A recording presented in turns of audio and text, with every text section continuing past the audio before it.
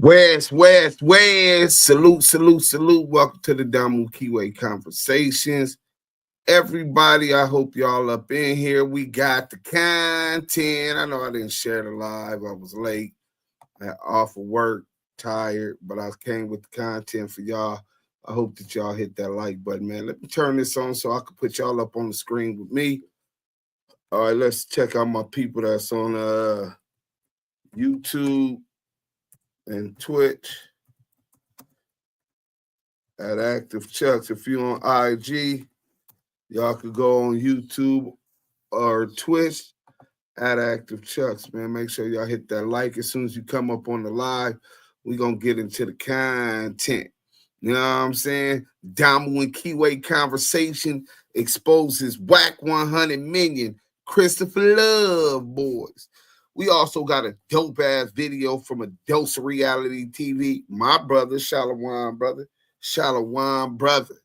You know what I'm saying? We're going to get into this Byron Blake video on Big U and how he's getting cakes. For those who've been living up under a rock, Diddy was found not guilty on the major crimes and is facing 51 months with a year in credit in. Update, a year credit in on 51 months. And he got about 2.5, 3 years to do. You know what I'm saying? They denied his bail. He gonna appeal that and try to get a bail hearing while everybody not looking. And they gonna end up giving him bail. King Kong the Great, what up? Salute. Binky Mac, what up? Hey man, hit that like button on y'all way in. Y'all been playing games and we've been running the content. Southern Forest, Yay Area, Detroiters, South Richmond, 510 tapping in, ready for the content. Shout out to the Yay Area, South Richmond, Richtown. Mega Davis, what up? Shout out to Richtown. If y'all don't know about Richmond, nigga, in the Bay Area, not Richmond, Virginia, nigga, Yay Area, Richmond, California, nigga. Nigga, ask Master P about Richtown, nigga. Hey, North Side, South Side. Greetings, my Active Chuck family. Miss Lisa. Nina 13 says, who the said no? What the? Let's go. Movers and shakers. Salute. So look who we got up on IG. So we gonna run this content. Selena, oh, okay, I see you on there. Greedy LBC, man. I hope that y'all paying attention. I told y'all go to Twitch or go to YouTube at Active Chucks. We on Twitch, Facebook, Instagram, YouTube. We not on Clubhouse right now. I didn't feel like making a link. I'm telling y'all I'm tired. Yeah, Drainio Theo, Richmond Cali in the house. Yeah, fact. We on YouTube with it, though. Hey, let my good peoples get up in here. Assistant to the HNIC, North Richmond. You see what I'm saying? Shern, what up, fool? Mike B. Pookaroo, what up, homie? Hashtag ETD. Expose the debriefers. Expose the exposers. Or is it, let me see, express through entertainment. What do you say? Scandalous came up with that one, man. Shout out my boy Mo Scandalous, Los Angeles TV. You know, we ain't got over 5 minutes because you know what I say when I speak on Scandalous, you know I gotta say F the union. You know what I'm saying? Drew V, do see him to die. The Kiwe pop star Yael. Well, yeah, I'm finna send Yael this. I'm finna send Yael this link. Let me see. Yeah, if y'all ain't see Yael been working with Dose Reality TV and he got a promotion at his job, that bougie ass nigga. But he'll come. You know what I'm saying? Let him do what he do. You know what I'm saying? One thing for sure, two things for certain. The content is content. And the brother, he got the content over there with a Dose Reality TV content. So look, before y'all want to laugh, let's get these likes up. I ain't gonna start this content until y'all can go see this. What you call it? My boy is in the building. Hoover Stomp down. What up, bro? The groove is in the house. Kingdom, hashtag ETE. Cash Pellet Gun Jones. Lovesboyz be on IG Live more than a heavy bag. That's why you be getting beat up. Hey, look, y'all coming up in here. If you just coming in, hit that like button. Slimeball TV. Hey, Slimeball TV, you been talking too much, bro. You just came up out your shit. All you do is watch the content with them looking ass eyes. That nigga just puts his looking eyes down there. Now he greets everybody and salute to the chat. Hey, I'm glad that y'all able to connect with somebody who's really an introvert and doesn't really communicate with others too often. Funny as a motherfucker. Slimeball TV, man. Salute to you. Hit that like button. Salute to the chat. Welcome to the Damu Kiwe Conversations. Make sure you hit the like button as you enter and listen to the content. Selena is in the chat. Drew V, let's go. So, damn, we ain't got, it's been stuck where it's stuck at right now. Is they done blocked and reported us already? God damn, I've been blackballed for 2 weeks. I'm just coming out of it. My last couple videos been doing like almost 4,000 in a day. Steffi Weffy, Deucey Yael's official salute. Salute the mods in the chat. Blue heart, red heart, 2 active chucks. Hey, listen, man. The chat is where it's at. Salute to the Blue Ridge mob, man. All my peoples that's in there. You know what I'm saying? Poor righteous student. What up, though? Duke Sims and Yael in the chat, man. Salute to you, poor righteous teacher. The 5% nation. What you know about the rappers, poor righteous teachers, though? You know what I'm saying? God bodies. Look, we got enough people in here, and this content is going to be long. I'm not going to worry about what we ain't got up in here and what likes they ain't hit. Y'all just stay on their head, because I'm going to worry about and support those that's been supporting us. Y'all up in here, we finna get to this content. You know what I'm saying?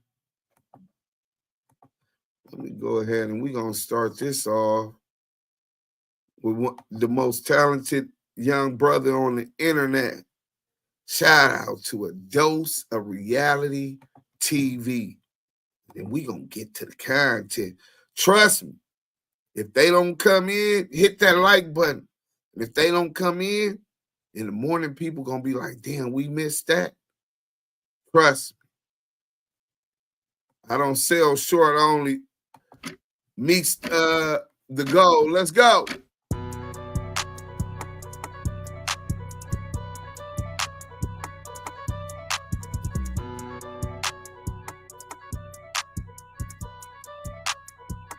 Christopher Lovesboyz.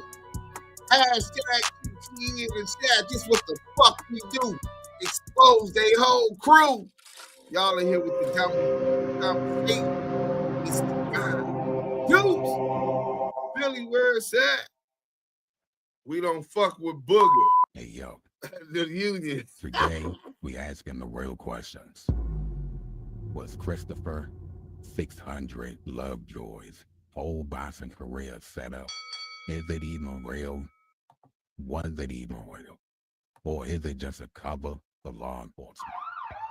And hold up, is WACK100 his handler? Or was they put together by somebody higher up? We going there today. Welcome to A Dose of Reality TV. Was WACK100 600's handler? Damn, Dose be dropping jewels. And even though he come with the entertainment and comedic shit, nigga, he be dropping jewels, burning that rat up. That's what's going on, people. Let's go. Reality meets art. Dose of Reality TV. I'm like, oh shit. And I'm thinking, I thought I was cold. I thought my taste buds was fucked up because I was sick, whatever.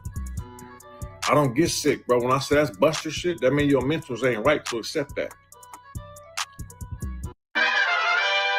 Now entering the ring, undefeated only in Tijuana, and knocked out everywhere else quicker than he said.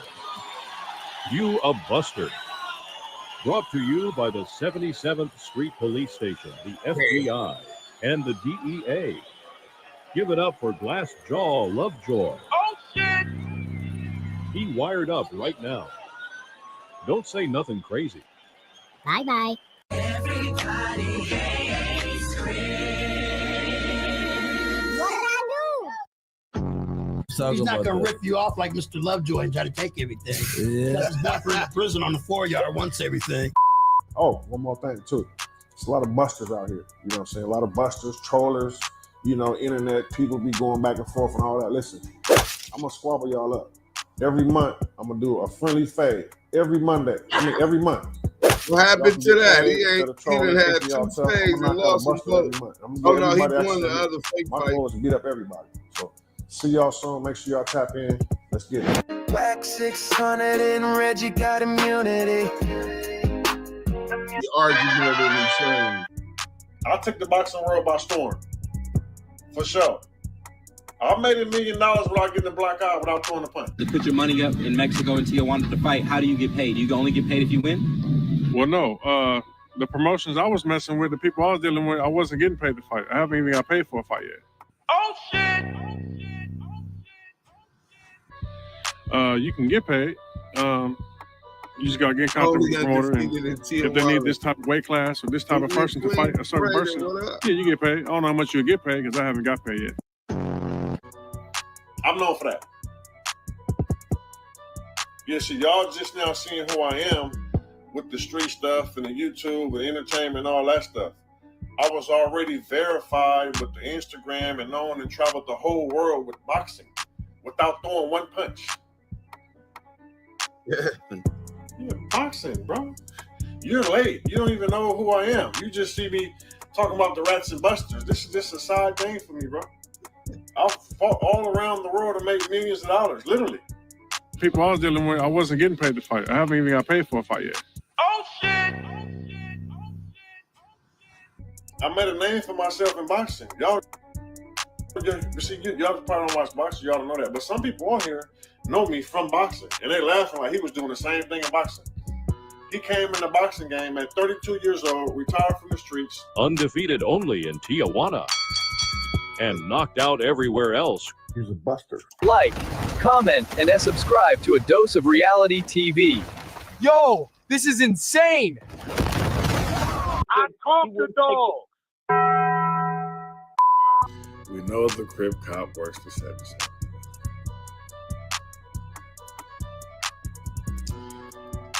Okay, let me say something, y'all, right? Let's just say I was an informant. Hold on. How you got a gun if you ain't got no?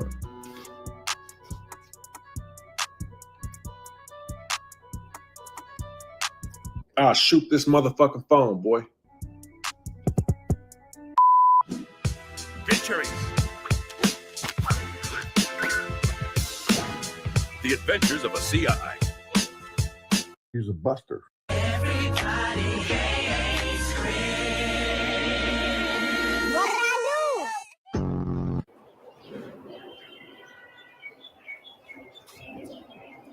I'm a day one from my section. It ain't nothing you can tell, 'cause I stay dangerous and keep a weapon.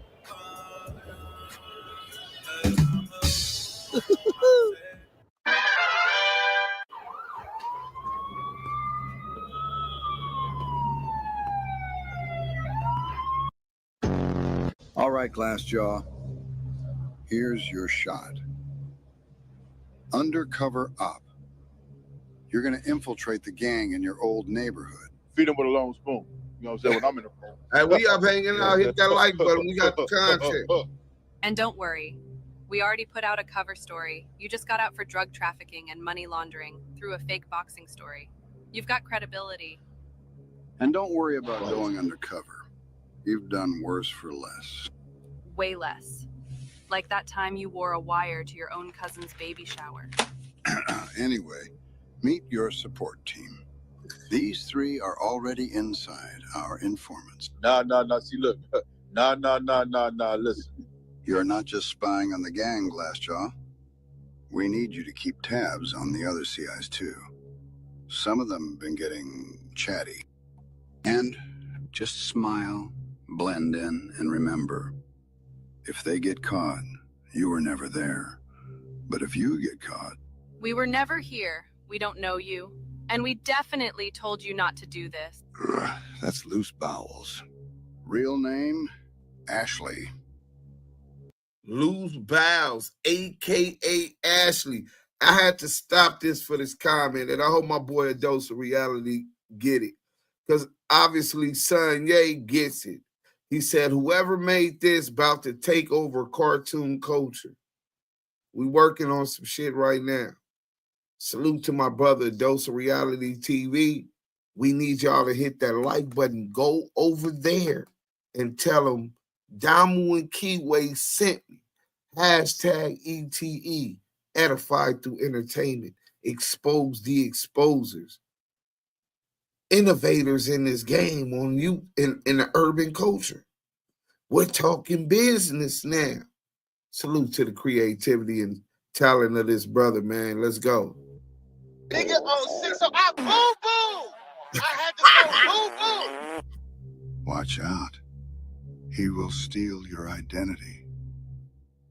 Set you up and shit on himself at the same time. Bless, Be what up? careful, Glassjaw. What do you mean? Reggie, over pot calls him pork butt. That's Pork Butt. Real name, Junior. Jeffrey Griffin, what up? Wee!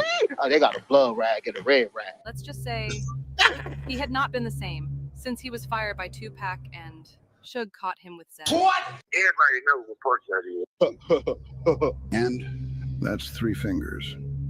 Real name, Jones. Real quick. Nubian Queen Raider. Deuce as a messiah. Please stop letting these low-budget peasants like 3 fingers and his bitch minions upset you, King. Please keep educating our community about our history and our real ones. You know what? You're 100% right.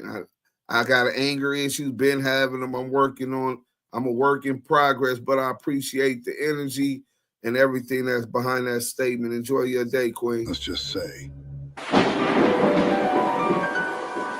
he's a very dangerous man with a BB gun. Bruh. All right, Glassjaw. Get in, gain their trust, and don't say anything stupid, which I know is a challenge for you. Good luck. And if they start swinging, just remember, you're not there to win. You're there to snitch.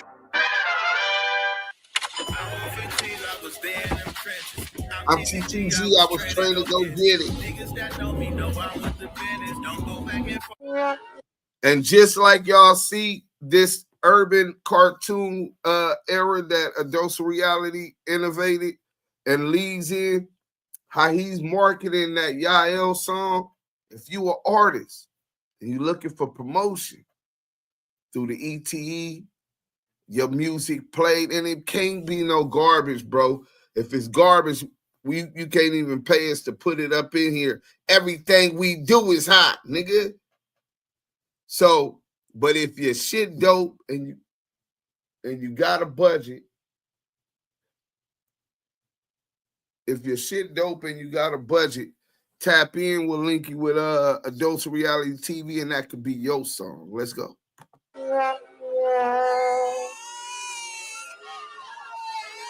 He's a buster. Everybody hates Chris. What did I do? Neighborhood. Featuring The Adventures of a CI. He's a buster. WACK100 and Reggie got immunity. Go like, comment, subscribe. A Dose of Reality TV. Support this thing we get. Move like a butterfly. Move like a bee. Move like a bee. Stop the cat. Stop the cap. Money grip. West. No boys.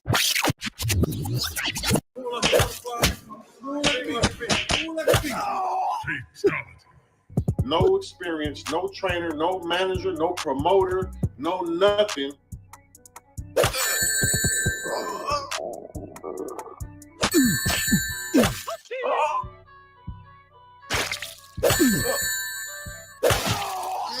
Fatality. Flawless victory.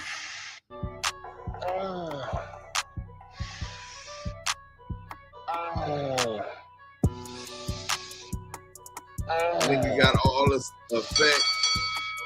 Shout out Yael. That shit hurt. A joke. Lovejoy is clout chasing. I was just getting over a cold like 2 days ago. It was 5-2 with I'm like, scoliosis. hold on. I don't get Why, shit, bro. When I say Tony, that's Buster shit, that means your mentals ain't right to accept that. Oh shit! Featuring The Adventures of a CI. He's a buster.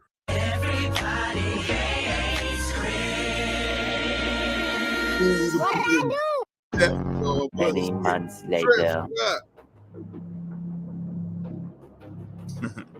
All right, Snitchtifer, we will use your code name from now on. Glassjaw. Now listen carefully. We need you to wear this wire and set up a meet with those three you mentioned. Keep it cool. Don't act like it's your first time lying.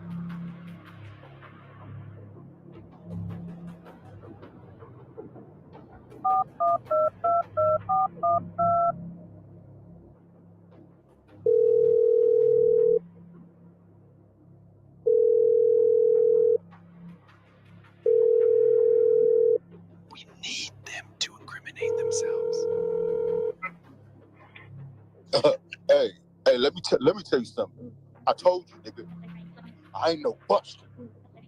Nobody give me for nothing. Ain't nobody take nothing for me like how y'all took that 3K.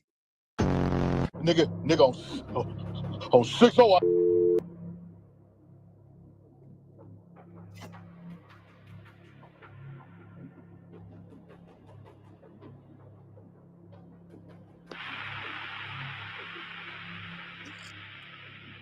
They put the wire on him.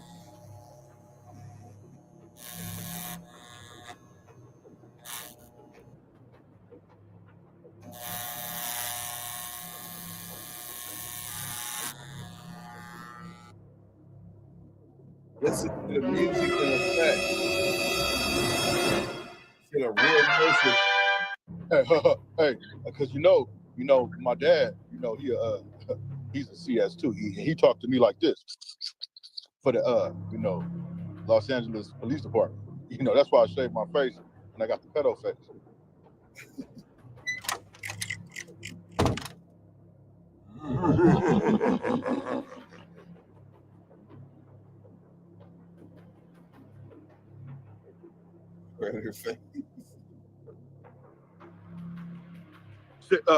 When I see niggas, it's spark season. I'ma spark it. So we gonna spark it. I'm just doing a lot of barking because I caught a lot of the rats and busters. And I'm really one of those busters. And I'm not gonna spark it. I'm just barking. Oh shit! Look who I found in the set. That's Big U. So what you been saying online? Good thing I woke up early, huh? I knew it was gonna be a good day. Uncle Boy TV, what up? Watch Come this. here, cuz. What did I do? What did I do?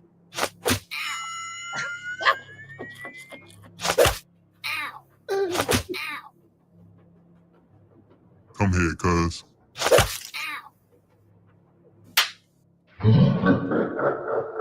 Hit that like button if you just coming in. Big U punching on 600.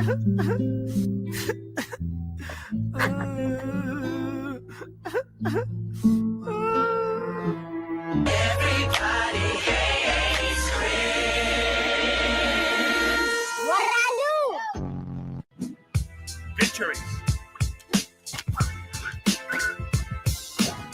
The Adventures of a CI. He's a buster. Yo, you live. Salute to George and Myron. Hey, man, Six, man, you can't never tell a nigga you can beat him up, bro. You was sweet. You said you can't. You said you can't tell what? You can't never tell a nigga that you'll beat him up, bro. Anybody can tell anybody anything. What are you talking about? You said what? Soft as fuck, bro. Well, where you at? You storming soft. So where you at?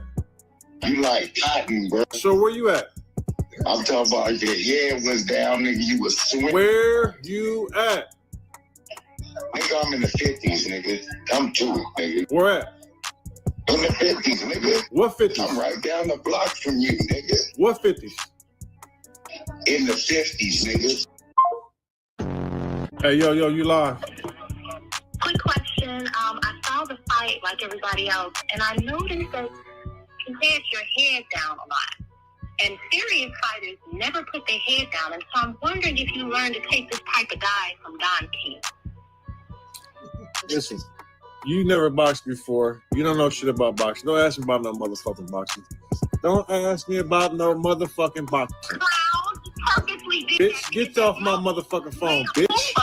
Stupid ass bitch. The fuck off my phone, bitch. You don't know shit about no motherfucking boxing.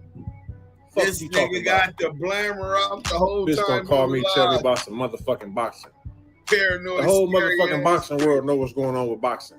Niggas think Ain't nobody gonna question me who boxed Gonna before. beat him up. Only a goofy motherfucker gonna question me about no motherfucking boxing, bitch.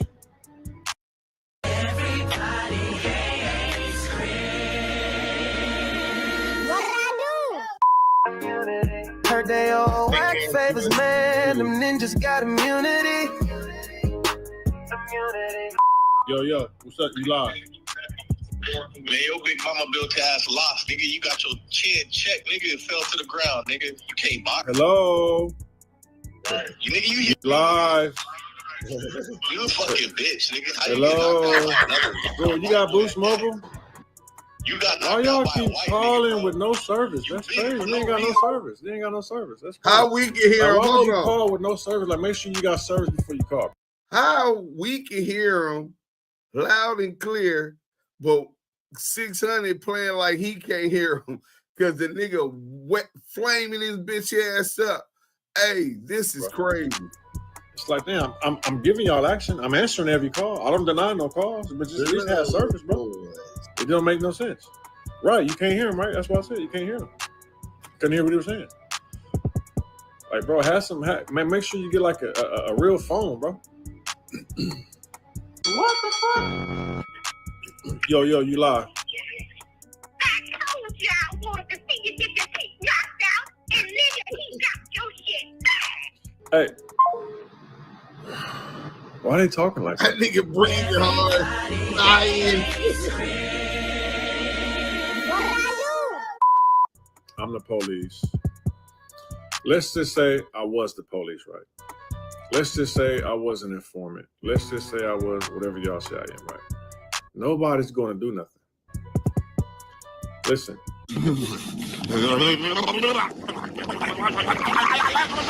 What did you say, nigga? Niggas rap cap and they gon' pretend. Live what I rap what I live. You a day one, I'm a day one from my section. Like, comment, and subscribe to A Dose of Reality TV. The red shot, the blue shot, blue. Burlington brand. You all hoes for that. 600 a hoe. Whack is a hoe. Reggie is a hoe. You all hoes for that. He can't hear it because he got his too many times in that ear. This the story of a plan at death row since way back. Read you right, put his spawn so you know wax a rat. 2006 until sad was the murders act. Who's wax? Brother 2025, still no get back. So Bobby Jones gets the rental, him and Cash is in the Cadillac. Speeding through Wheeler, Texas got crap with 3 straps. Transfer to be more Texas on Fed. Hold this all facts. This is when WACK first told that rat is a hoe for that.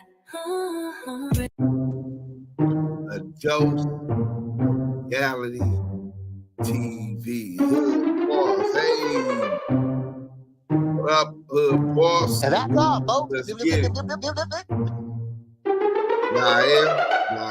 Yael. Talented brother, man. My motherfucking brother. Dose of reality TV. See them voiceovers? When you got talent, you don't got to come with fake ass gimmicks. See, you lead with talent, and it's going to stand out. Whether it's Hit Your Bremen, whether it's Scandalous, Wally the Sensei, Yael, and more, whether it's Outside or Lobster and Shrimp, Lobster and Mac with TD and Criticality, whether it's a dope-ass video from Most Scandalous Los Angeles TV, Smoked Out TV with his AI and what he got going on. Shout out to Stand on the Media. I was on Clubhouse today. District 13 that broke up with Stand on It Media. They done separated. Coming to find out. See, this is some Clubhouse stuff. Coming to find out Danny was still working with R&B the whole time. I'm thinking Danny and R&B was fucking, man. You know what I'm saying? They say she was a fucking catfish. Yo, these brothers are impressing me. They got hella talent. Yeah, this is the team. We the best. Hey, Joshua Rod, new sub. Hey, salute, King. Appreciate this support and turn on them notifications because we break news. This is the hottest podcast on the internet, man. The numbers might not show the effect and influence that we have on the internet. But let's go ahead and get to this. Let's get to this poll, right? Big U explained that he beat up the Crip Cop. The Crip Cop just admitted that they fought. But at first he denied it, saying they never fought because Big U put a move on that nigga. You know what I'm saying? So the buster, this nigga's a buster. You know what I'm saying? Big old Weenie the Pooh buster, the Crip Cop. Let's get back to this. We're going to finish flaming up the Crip Cop. Then we're going to move on to CS2 back. We got a video from Scandalous Los Angeles. Let's get to this. Get a bag, California. We going to the Rich Grinder channel. Track facts. I just didn't feel like looking for. Last week we brought you So Look Right, the AKA. I didn't go to college right after high Damu school. Kiwe conversations, man. I hope y'all paying attention. This might not even be the video. Yeah, this ain't the That video. shit ain't funny, man. Oh yeah, it was Rap News Street Politics. Yeah, we'll go there. We ain't giving that Bocce boy no light, my man. We get a Bocce boy no light. You know what I'm saying? So that was Rap News and Street Politics. Go subscribe to them. I think they one of the dopest. They are the dopest hood vlog on the internet. Rap News and Street Politics. Oh, let me go to 600 first. If I put his name in, then it should come. 600. They might have put Christopher Lovesboyz. Oh, yeah. Who is 600? Crip or Cop. Let's get to this. Hold on. Let me make sure y'all can see that. Y'all can't see it. My bad. Oh, look. They in there talking about it. Who is 600? Hey, they said that Danny was a catfish, man. They say she got craters in her face like CS2 back, man. I didn't never know who she was. I heard some old shit, and she was being on the 100 side when CS2 back was trying to recruit me.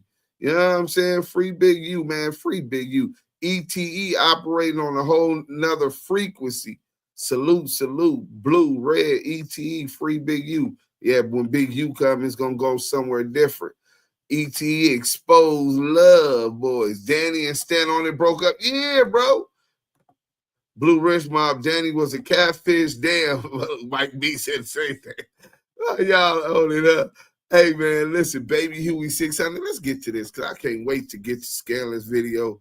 And Rap News Street Politics. Bitch ass up. It's the best hood channel on YouTube. While he over there, and we back to show y'all another goofy claiming to be a gangster in LA.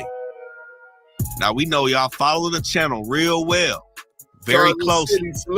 You done seen us just do G-Face. We got to put another buster on the map. Somebody that want to be famous. He want to be a thug, a gangster. He want to run it. We got to talk about Snitch Hunted. Christopher Lovejoy. And so were you tapped in with the streets from an early age, or what was your relationship to all that? I was just around it. I wasn't really into, like I said, I was really a good kid, man. You know what I'm saying? I really didn't really tap into that stuff until I really was getting out of high school, seeing how stuff is. I was trying to stay away from that, you know what I'm saying? Because my whole family was in it. My parents down here no more, but they was on drugs and stuff. So I was really trying to not go into that lifestyle. I was really trying to make it out the hood. I wasn't trying to be what I'm at right now. I was really trying to be like square, you know what I'm saying? But it kind of just took over. Antarctica with G Adventures means deeper exploration and penguins. Go ahead and mute that because I don't even want that all up in the content. But what we will do is hit this skip button and get back to the content once they run their little commercials. Hey, but look, the Crip Cop got an eye for incomplete on his Crippin' report. Nasty work. That's parading around LA right now, trying to be the new Suge Knight, claiming to really be pushing that line from neighborhood rolling 60 Crip. All we've seen from this dude is the exact opposite, the complete contrary of who he's claiming to be. And man, we got too many instances to go through to show y'all that this dude is on straight bunk in the city, man. Now, the first thing we gonna leave with, which to me was damn near the most flagrant shit I've ever seen. Christopher Lovejoy fucking with the police. These guys come off as good guys. I'm a good guy, so I'm just showing love and showing respect. We're in the 90043. I just want to know, congratulations y'all, thank y'all for your service, man. Thank you, sir. Now, you know, we done seen so many people get exposed with the paperwork, with the interviews, on camera, talking to them folks about cases, about homies, like button, y'all doing all kind of shit that they know they're not supposed to do. And some motherfuckers do a really good job at hiding it. But this dude has showed us that he actually fucks with the police. And man, it's sad to say, but it speaks crazy volumes about the major divide in the 6-0s right now. The 60s have a reputation of really being one of the most gutter hoods out here. They flashy. They got a lot of famous members from there. They've been known to get money. They've been known to put in work. Have a lot of hitters rolling for their set. And for them to have representation like Snitch Hunted out here, again, it just speaks volumes about the divide in their hood right now. But again, with the police, we done seen Mr. Lovejoy take a direct phone call on his line from the folks and call him down to the station. And they proceed to present this man with a custom-made police badge. Hello? Christopher, What's up, man? What's going on? this is Officer Johnson. I just wanted to let you know the fellas over at the station have a little something for you. Like, what you mean? We got a little gift for you. Why don't you come by? All right. Come by the station. All right, bet. All right. I'll be there. 10-4. All right. Let me say something else. There's nothing wrong with people, changing their life, going to work for the LAPD. There's nothing wrong with that. The problem is when you want to accept it, when you want to embrace it, when you're in the closet about it. I mean, who wants to be gangbanging all their life? Yeah. Come play with me now. Now, to some people, that may seem like a joke, a gimmick, that shit ain't funny, man. It ain't nothing funny about it. And one of his homies felt the same way, Don Bonelli. So we seen Don Bonelli get up with him and Brick Baby after that situation with DW Flame and Brick Baby. Yeah, Bonelli man, had both of them dudes on live trying to serve that DP up. Now, Brick Baby, you know, he probably so high off them perks, he had to exit the room to go throw up. But Snitch Hunter stayed. You know what I'm saying? And he dodged the questions about the DP. But the thing that stuck out was kind of how Don Bonelli treated the situation. And Don seeing Bonelli a gang member, period, with the police is just some completely off the wall shit. We done seen this dude taking pictures with the folks, talking about thank you for your service, basically saying thank you for locking the homies up. Thank you for putting the RICO on the hood. This was Snitch Hunter doing. But Don Bonelli like, hey, you know, that wasn't cool. I'm gonna need the DP. You ain't got, let's keep it real, not even like that, but you ain't got no say-so over here, bro. You can't summon nobody up and get nobody ordered up and nothing happening. Hey, Crib Cop, this why I won't get on live with you no more. Nigga, yo young homie, nigga that's younger than you, is your big homie, nigga, in ranking. Tell you ain't nobody out here, you ain't got no kids. Ain't Lil 600 was a rat, he was living with you. Now you got crackhead Eddie rat ass living with you. Nigga, your house is, I don't give a fuck if it's in Malibu. Nigga, your Marina Del Rey house is infested with rodents, nigga. Marsupials, nigga.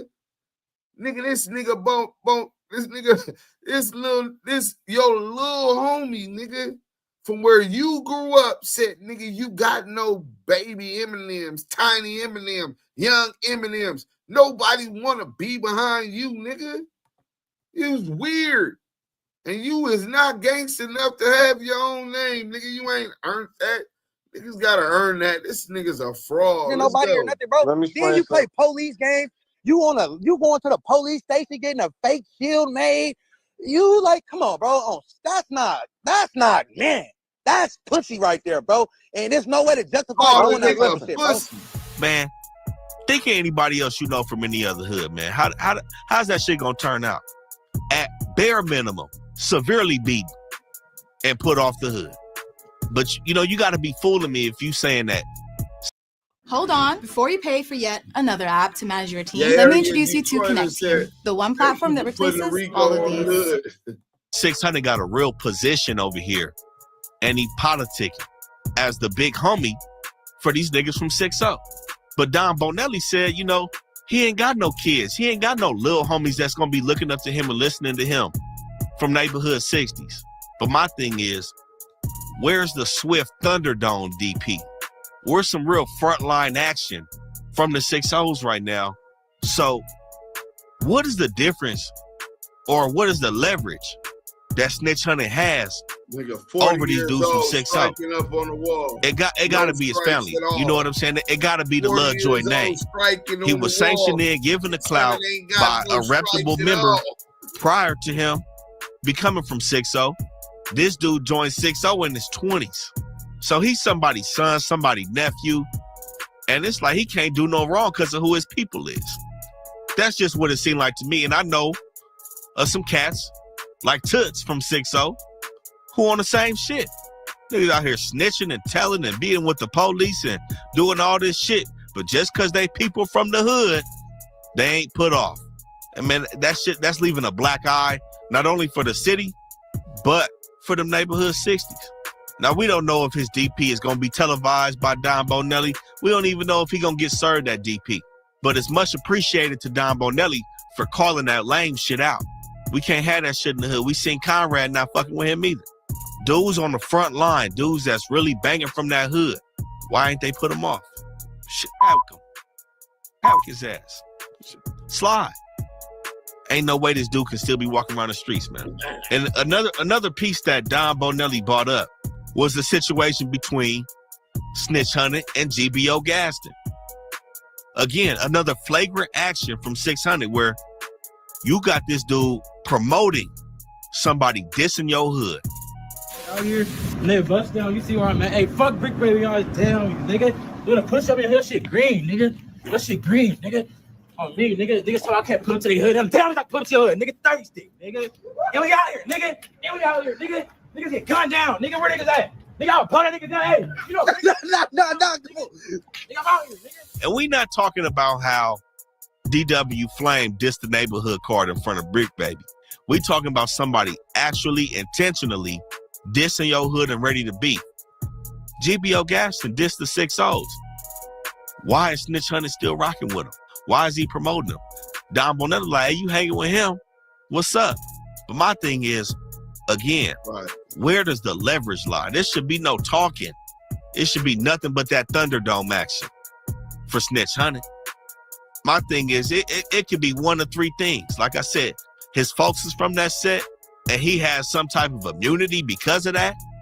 He either paying dues over there to act like this on the internet and to rub that neighborhood 60 name in the ground, or he really is the police. Because can't nobody get away with this shit. We done seen Block Boy do it. Man, how fast they kill him. He didn't even have a run like this. We ain't never seen him in the police station. They whacked him. And it's always that case, man. They always whacking somebody that's just on some other shit, but they never whacking the people that actually need to be whacked. Now, we also seen this dude with X4. Yeah, when X4 got out from that lawn bed and he started popping it on the internet with the music, who he started rocking with? Supposedly 600 and WACK100. Now, most recently, we see X4 has parted ways. The contract is over between X4 and 600.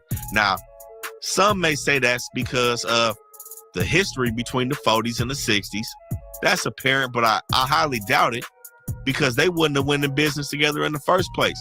It's got to be something. Is it the same reason why C-Mac don't rock with 600 no more? Some real police shit going on. Dude's got to step away from that. As soon as he in his situation with X4, we seen him try to buy 4 extra out. He talking about 20 bands to buy 4 extra. Hey, Christopher, what about that judgment Ford placed on you for 20 bands? What about that bankruptcy you filed, nigga? Come up here, hey, man, you never know who know who or who know what. Good thing 4 extra said hell no to that. Link in the chat. Man, we ain't playing no games with this shit, man. It's too much of this shit going on in the city, man. It's these dudes walking around here making fun of this street shit, playing with it. Next thing you know, they got a dick up their ass. And coming back to Brick Baby, we done seen this dude fall out with Brick Baby multiple times. But we done also seen him recently sit down in front of Brick Baby with that snitch G-Face and G-Uno. No fade, no nothing. See, I don't know what's going on, man. It's a lot of weird shit, though. A lot of weird shit going on, especially in this section. Again, who getting paid off? We done seen him beefing with Big U. Now, originally, Big U summons this dude. You know what I'm saying? And he pulled up on him, and he had to pay his respects to his big homie.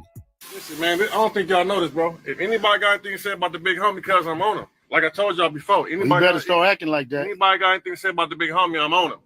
You better start acting like that. But as soon as that situation ended, it's like he got a chip on his shoulder. Was feeling the or he felt like he above the program after that and start beefing with Big U. How is this dude able to do that? To really wrap your head. Man, fuck the video. This is beyond the video. Really wrap your head around somebody that's really doing this shit in the streets, claiming the hood like the 60s. What's going on? Any hood.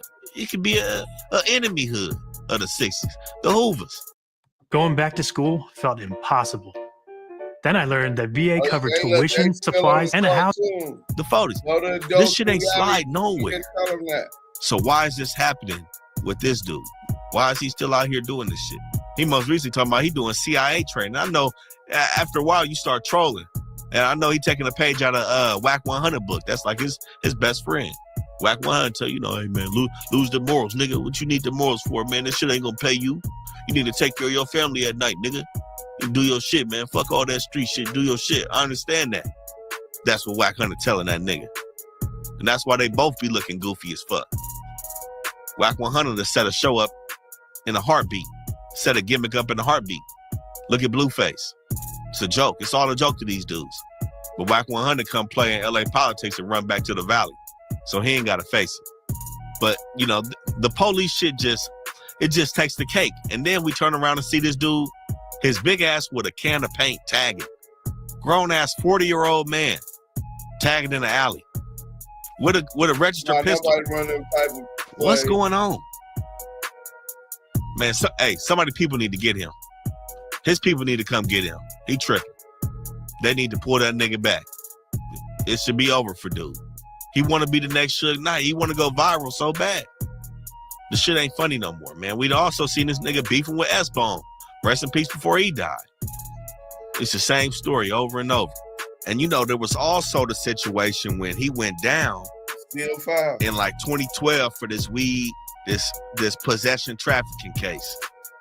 Now, when he was on live telling this story about that trafficking case, there was some things in there that really wasn't adding up. One of those things that was real weird was, you know, he trying to make himself look like the big dog by telling his homie that he was with to basically move around. He gonna eat the charges up. But as soon as the police start talking to him, he answering questions and doing all that without the lawyer. In the whole process, police find his weed, gaffle up his money though. I'm finna send this link to the Cree. Hit that link and come up. I'm finna send this link to the Crip Cop though. Where's that nigga that you say you let go? And where's the paperwork, nigga? We don't believe your rat ass, nigga. I'm finna send this to the Crip Cop on IG. You know, he one of my #1 fans. He been a fan. Straight stand. You know what I'm saying? Chuck, what's up with you, Chuck? That bitch ass nigga blocked me everywhere now, nigga. I wore his ass out. I'm going to keep wearing his ass out. I just sent it to the Crip Cop. Let's go. Tell that nigga we finna press that nigga about that paperwork. After they gaffle up his bread, he's saying he still gave his homie some money to catch a Greyhound while he eat the charge, which don't make sense. If they book both of them dudes on charges of trafficking and possession and take the money that they had on them, it ain't no way he just gonna yank off the top of the money that the police took and slide it to his homie to take a Greyhound. He was doing a whole bunch of talking, whole bunch of cooperating, it sounded like, with the police. And just the whole details of the story, when you look at the paperwork, wasn't adding up. And during that live, we also seen that moment where he took his homie's sweaty blue rag just to put it on his head. You know, this another dude that is really looking for validation from the streets. You know, he just like G-Face. Like we said, when we seen G-Face at No Jumper, who we seeing with? Snitch Hunted and G Uno. You know, all these little dudes roll together. You pay attention closely. Everybody that's on bunk is fucking with each other. WACK100, Snitch Hunted, G-Face. Why are all these dudes cool? Another common denominator between all three of them niggas is they all act like they just super gang members and end up fucking with the police in the end, man. End up doing some weird shit. Telling, snitching, perpetrating, all that. That's the common denominator between these kind of niggas. And we also seen the run in where, you know, Mr. 600, Mr. 60 bumped into his enemy in the spot, Poke from Hoover. Now, he said he bumped into Poke, kind of like check Poke's temperature. Poke wasn't know nothing, and they end up shaking hands and you know, squashing the beef. But my thing is, he contradicts this gang shit 24/7. He's super neighborhood, Mr. Neighborhood from 60. But he tried to fuck with niggas in the 40s, knowing the 40s and the 60s ain't always on the best terms. He fuck with niggas that diss neighborhood. He trying to line the 40s up. And we catch him taking pictures with their main enemies. Pope. See, this type of dude don't have no Crip morals. He don't have none of his neighborhood morals that he's supposed to have, but he always say he missed the neighborhood. This why shit gonna come to an end for 600 real soon, man. But you know, we gonna keep giving y'all an insight to these bunk ass dudes in these streets, man. We highlight the real, we highlight the fake, and it's just what it is, spade to spade. It's the best hood channel on YouTube. Rap News Street Politics. Follow us on Instagram. Like, comment, and subscribe to this. Keep these buses out the street. We was on that last night. But the Crip Cop, this is how you bury the Crip Cop. You know what I'm saying? So what we gonna do is we gonna get up out of there. Shout out Rap News and Street Politics. one of the dopest hood blogs, period. You know what I'm saying? And we finna get to Scandalous Los Angeles TV. Oh, y'all know what Scandalous do. Most Scandalous Los Angeles TV. My brother, hey, Scandalous. Fuck the union, nigga. You already know what it is, nigga. We work. Damu Kiwe conversation work. Levi, the tribe of Levi's, nigga. You know what I'm saying? Let's go. That nigga Scandalous hating on us. Let's go. Expose the exposers. Welcome back to Scandalous Los Angeles TV, where we expose the exposers. Well. CS2 Back, aka Badger Blood, is back again. And this time he's got an explanation for the badge in his wallet. Or at least, he thinks he does. Apparently, he's now putting a $5,000 bet on the table, claiming that the badge is some type of law enforcement badge. Yeah, you heard that right. A whole $5,000 bet just to prove he's right about his own badge. It's the dumbest wager I don't you could know make. that poke. Hold on. But with CS2 Back. I don't know that poke. I know about him like on the internet, nigga. I was in, I think that baby poke. I'm at, hey, Hoover Stomp down if you in the chat. Which poke was that? Poke was thugging, nigga. Nigga, he come back from court. He going into the neighborhood, take him and one other nigga lining the shit up. You, and you, let's go. You, and you, get down with the homie. Dead homies, nigga running him. 3-phase. Every time he come back from court mad. Shout out to Poke from A. Trey Hoover, man.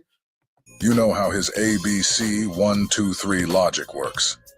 He swears he's playing chess when he's barely playing Uno. So yesterday he jumped on Demon Time's panel. I guess this time he decided to let Demon get the exclusive instead of SBGB TV. You know how Porky does. Strategic clown moves. That nigga Scandalous said Porky making strategic clown moves and gave it to Demon Time Exotic this time, the content, instead of SBGB TV. Hey, SBGB TV. He calls in and y'all have cordial conversations for your content, but you make content every day like you beefing with the nigga. Notice the difference. Hey, look at the Crip Cop over here. And then you got Brian Beast to Teeth Seeley, nigga. Nigga Beast to Teeth Seeley, the parrot, the 100 EBT parrot. Nigga, let's go. Let me give it to Demon Time so it don't look like I'm working with SBGB. Like that changes anything. This dude moves like he's in a low-budget spy movie. Now, back to the bet. He's saying whatever Demon Time thinks the badge is, he's putting $5,000 on that being correct. That's not even the punchline, though. Do not pay your next car insurance bill. Repeat, do not pay your bill yet. So Later in the show, Deuce calls in. And if you know, you know. It's always a classic moment when those two end up on the same call. Yeah, but it wasn't, I didn't go on to his show. I'm on the phone with Tiny Draws and Scandalous. And, Tiny Draws and Critter. I'm on the phone with Tiny Draws and Critter Cali Acclaim. And I see that this nigga, Demon Time Exotic, called me on IG. So what the fuck this nigga calling me on IG for, nigga? That's not what we do. But we finna run the content in about an hour and a half or something. So I said, I'm finna call him back and see what he talking about. So I hit him back. They on my phone. He on my IG. And from there, that's what happened. WACK wasn't, I wasn't on the live. I was on the IG with him and the live could hear it. Let's go. No matter how quick it is, you're guaranteed to see Porky do what he does best. Run, dodge, deflect. All the classic Porky tactics are on display. So let's not waste time. Let's get into it and let the footage speak for itself. You know what happened last time? You and Compton Rick Rock was on the same stage. We got Compton Rick Rock in the building. Man, listen, this is what I propose, right? because I violated so many people on the internet. I violated people, and I deserve to take a loss. This might be the realest thing I've ever heard Porky say. How you know that he's violated so many. I mean, that ain't nothing new. That's what they do. They always report us. Trelando Jordan, how you know Veggie Wrong is going to call my channel into YouTube trying to flag it? And flag my channel for what? For running the truth? These dirty pigs, liars and shit on the internet hate us because we always got the facts. People on the internet. He deserves to get paid back for it. I'm one of those people he's violated. This man wished me a happy Father's Day, and in the same breath, hit me with 3 YouTube takedown strikes on the Lovesboyz videos. 3. But I'm not the only one he's violated. He did the same thing to Demon Time. And him violating Demon Time is the reason Demon did this right here. Hey, what's up? We live for all the out there. What's up? Y'all want to be famous? Here you go. Let's not forget Compton Rick Rock either. That's supposed to be his brother. Porky gets on the phone with the federal informant, Snitch and Tell Dale, and says Rick Rock set him up to get robbed for $40,000.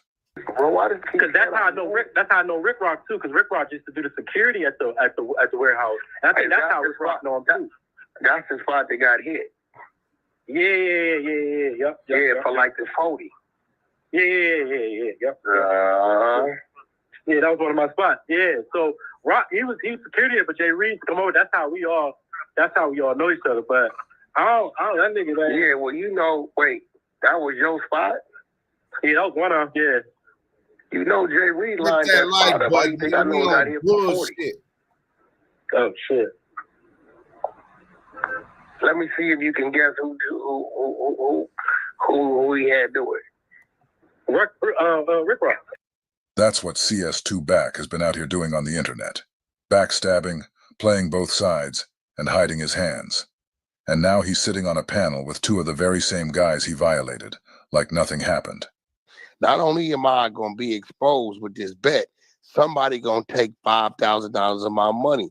So the $5,000 bet is not a risk that you're going to lose. It's just a guarantee that I'm going to lose. I need to feel the pain and agony because I've been perpetrating all this time, right? Exposing people.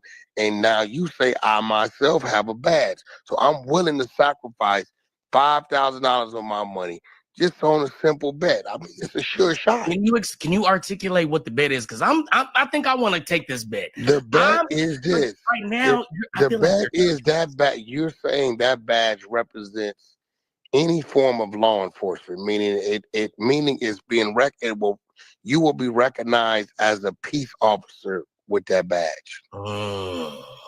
That covers probation. That covers everything. Listen, I'm putting it out there because it's a short shot. I want to lose because I feel like I need to sacrifice myself because I've done so much damage on social media through the exposure movement.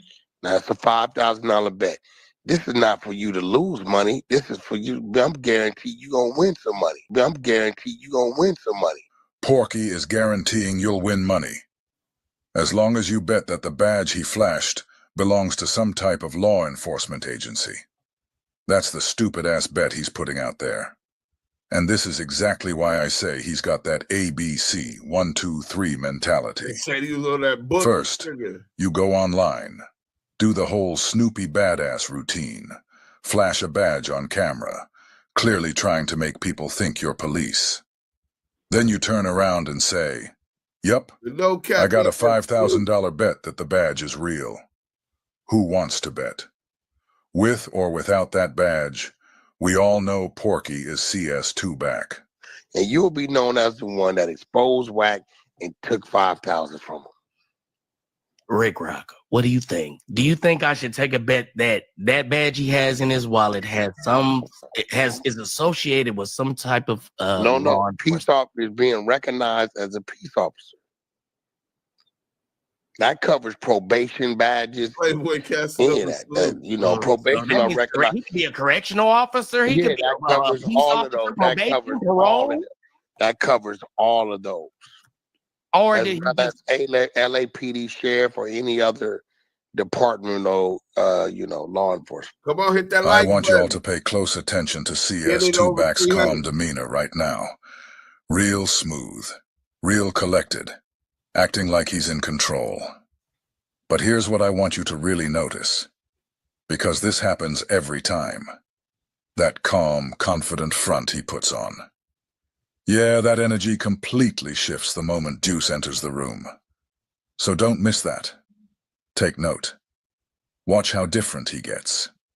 Every single time Deuce pulls up. This is the easiest hack in 2025 to clean your dog's teeth.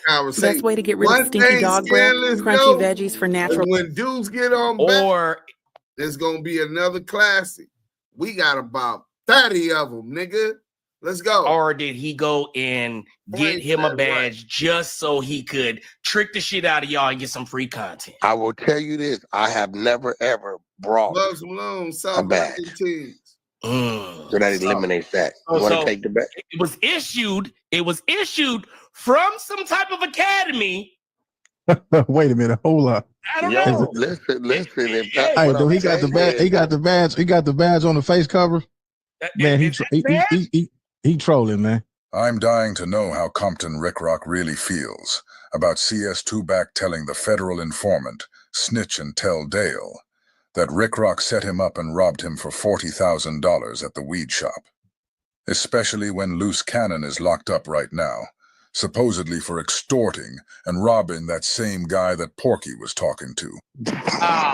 This nigga gotta be trolling us, man. Hey, Rick Rock. Was Porky trolling you when he was on the phone with the federal informant, Snitch and Tell Dale, saying you robbed him for $40,000? Was that all just jokes?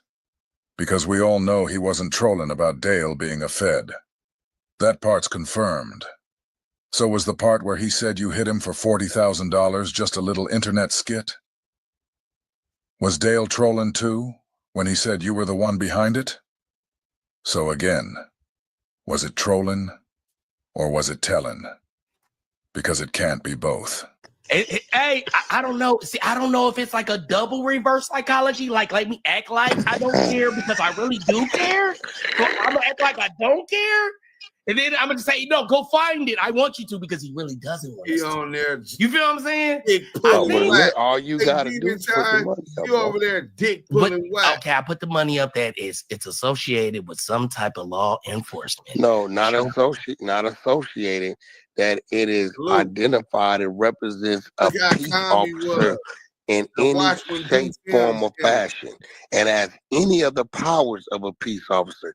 Peace officers, probation, parole, correctional officers. Man, I can't even stream this to my channel, can man. make an arrest. You know what I'm saying? Yeah.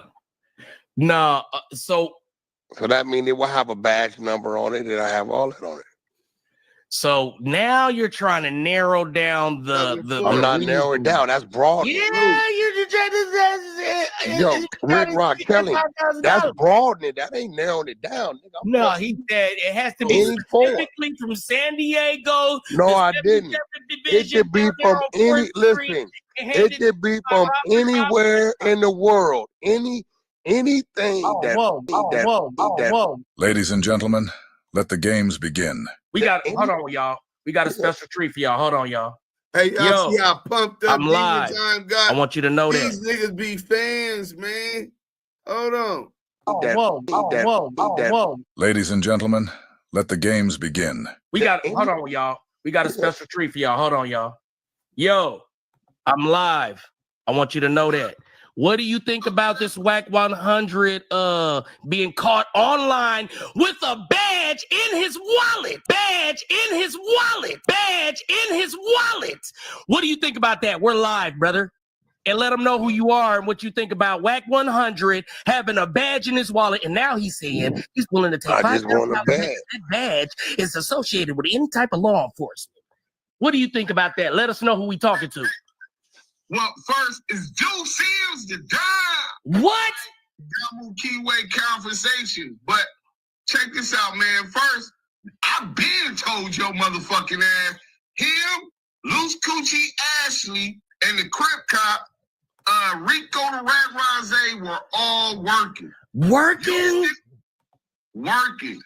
We believe that the Crip cop went to was a Baca boy, went to the sheriff or the academy up by like Fresno or Humboldt County. What? We have a sheriff officer confirmed that he was a Baca boy, told us to stay the fuck away from him. On top of that, now you got Brick Baby, if you remember when TD back slap and hoe slap CS2 back slap and hoe slap CS2 back slap and hoe slap CS2 back to smack heard across the globe, right? What? At the Novo, when all of that was going on, Brick Baby said that he was inside the parking lot and that WACK pulled out a bag. Oh, what? I do think I remember hearing something like that. WACK100, what do you got to say about that? You're not gonna be able to hear him, but I'm gonna reiterate what he says on the show, and I'm gonna share the link. But WACK, he ain't gonna reply to me. No, so WACK, are you willing to respond to Deuce M's Active Chucks from Damu Kiwe conversation? Oh, he lost his. I guess you scared him off. Dang. Oh no, here I go. Is that the dude who brother? Is that the dude who got a brother named Booger Brim? Like I said before. What's the fastest way to get your sterile processing technician certification? Hey, listen, man. I told y'all we got the content. Classic Porky deflection. Let's get back to that. Active Chucks from Damu Kiwe conversation. Oh, he lost his. I guess you scared him off. Dang. Oh no, here I go. Is that the dude who brother? Is that the dude who got a brother named Booger Brim? Like I said before, this is just another classic Porky deflection. This is what he does every single time. Now we're asking about that badge. That's the topic. That's what everybody wants answers on. But but Scandalous is telling them, nigga, you called me about this topic, about this badge. That's the content. That's what's viral, right? So I wasn't ready. I didn't know WACK was on the line. I just seen the missed call on Instagram and called back on Instagram. This whole time, I don't know CS2 back is on the line. Dead homies. Then Critic Cali and them text me because they seen we was live. Let's go. The moment Deuce shows up, what does he do? He dodges. He evades. And instead of answering the question, he suddenly starts bringing up Booger Brim out of nowhere. This ain't the first time he's pulled this stunt. It's straight out of the Porky playbook. I ain't never had to do no classes. And never had a felony. Misdemeanor, baby. They arrested you. Misdemeanor. You lying about I had a misdemeanor. You know, you get too loud. We don't give you that. I had a misdemeanor. Bozo. Look, we gonna run to work tomorrow anyway. So you got you can have listen, no, let's get to this. You can have that till tomorrow. I don't give a everybody didn't call it domestic. I don't give a about that. But listen, did your brother catch a domestic when he was scared to fight? Did your brother catch a domestic when he was scared to fight? They got PC'd up by Big U and the 6-0 that's doing life. Is that the lifer? He got a brother named Booger Brim from Foodtown Brim on Paul Root that's on PC yard right now. What does Deuce's brother being on a PC yard have to do with Deuce? Deuce ain't on a PC yard. So how is that relevant? And more importantly, what does any of that have to do with Porky and the badge in his wallet? Anytime you start pressing Porky with real questions, he runs, starts pointing fingers anywhere else but at himself. I thought he had a $5,000 bet on that badge being legit. So why isn't he discussing that with Deuce? Why is the conversation suddenly about Deuce's brother? It's simple. Porky doesn't like being questioned, especially by Deuce. Every time Deuce holds him accountable, you can see it. He gets uncomfortable, he gets loud, and he starts reaching. This is his pattern. Deflect, distract, dodge. Is that him? He said, do you have a brother named Booger Brim that's on PC yard right now? Look at It's good content. There it go. There it go. There it go. I'm about to send the link. There it go. Just get up out of here. Look, he said we not talking about that. We talking about that bad. There it goes. See, listen. You see, you can't fuck with me, right? Hold on, I'm about to see that? Demon time.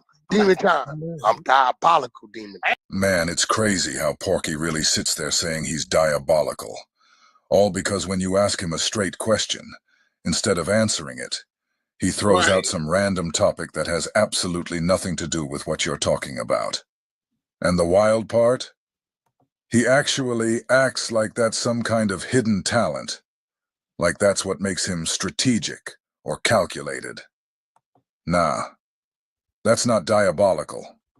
That's just dodging accountability dressed up as some fake genius move. This dude is really out here confusing chaos with cleverness.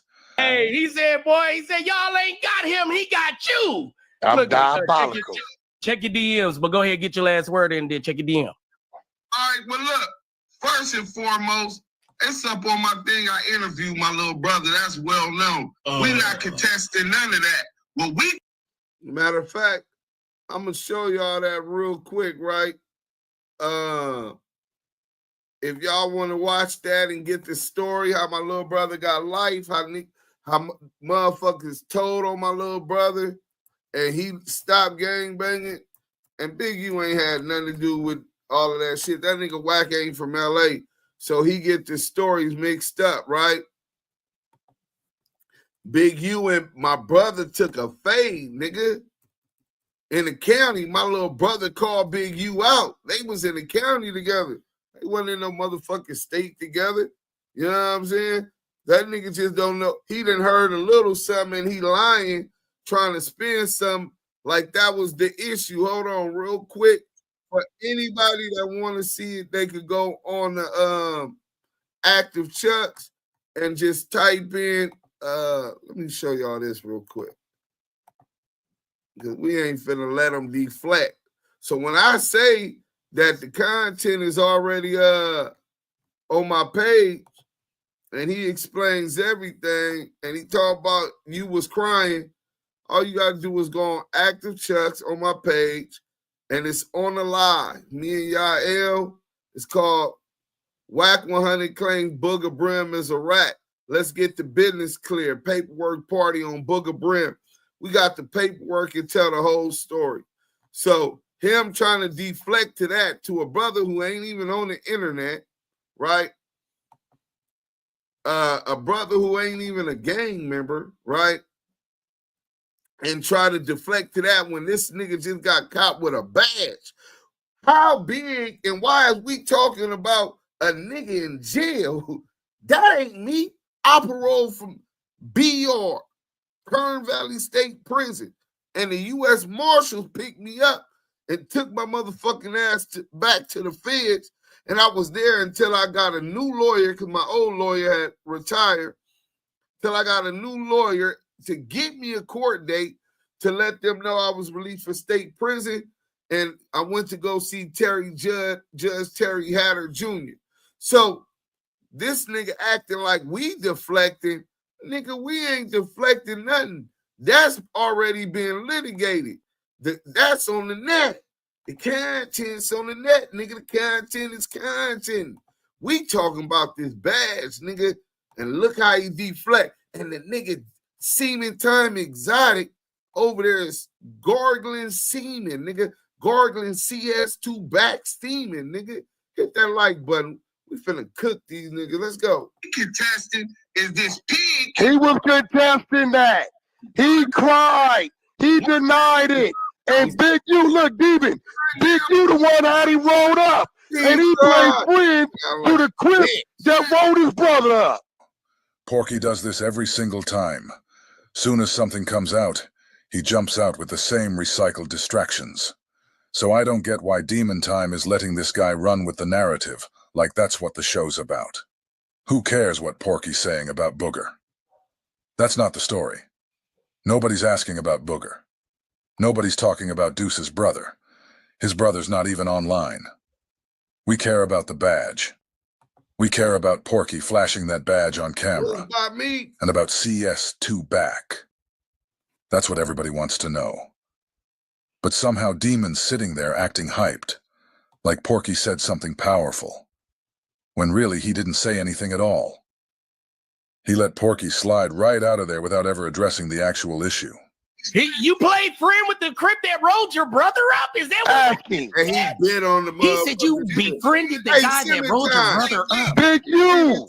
You dick sucking, cum gargling, dick down esophagus, finger in the booty ass, weird ass nigga, so gang goofy, you just gonna bite on this nigga police ass false narratives, nigga.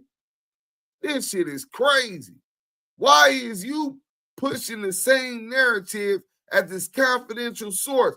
It sounds like you an agent or a proxy of CS2 back. Nasty work, nigga. I told y'all, nigga, once his mom, after he got shot and his mama started that gun buyback program, that nigga started working, bro. I gotta get to work to prove it, but that's what I've been believing. Hit the link! Hit the link! And he won't talk about it. Fuck that link and fuck you. Fuck that link and fuck you. Fuck that link and fuck you. Damn! There it go. There it go. We got content. Shout out to Booger Brim, Food Down Brim that's on the PC yard. There it go. All right, go ahead. I'm gonna allow you to speak after you said fuck me, but go ahead. Listen, everything that I just told you, I did the whole interview. All of those facts is on my page. Nigga, we're not finna relitigate that, nigga. This is the content. This police ass nigga done pulled out a badge again, and you on here fumbling the motherfucking bag, trying to flip the script and let them deflect from the topic at hand. Oh, man. You on, nigga? See, here's the real problem. These dudes out here are running content, trying to make a little money off the mess, but they don't even understand how serious this situation really is. CS2 back is not just some troll. He's really working as an informant for the feds. At the same time, he's doing the dirty work for Alan Grumblatt, moving on whatever agenda they hand him, even if it's against the community. People laugh and joke about it now, but it won't be funny once he has you booked. And Demon Time, let me speak directly to you. They were getting ready to run a play on you. Porky and Lucy tried to turn you into content. You might have dodged it that time. But ask yourself, how would it have gone down if you didn't? This isn't about petty beefs or YouTube clout. Badger blood that you have on your platform. Name is in Del Dog and Big U's paperwork. It's in indictments. And look at what happened with his partner, Adam 22. Nigga, is you crazy? Hey, Buzz Malone, South London team says, so if your little brother was on road, Wacky wouldn't be talking to a reckless about you for show. Gospel out. Nigga, listen, go watch that video when I run the paperwork about what type of nigga my little brother is. That nigga retarded. Nigga, I pray that nigga shut the fuck up because Booger go to parole board soon. Nigga, I don't want my little brother to come out here and fuck his off for this piece of shit. Nigga, I got this. Nigga, when I see him, I'ma stand on that. Little brother, you did 25 years already. You gave up the gang life. You went protective custody. I don't need that nigga coming out here. He'll hunt this bitch ass nigga down. I'm gonna show y'all a picture of my little brother after this. That nigga, man. This man's on tape, trying to get loose cannon to confess to the crimes he's being charged with, while he's on a federal phone call from jail, knowing the whole thing is being recorded.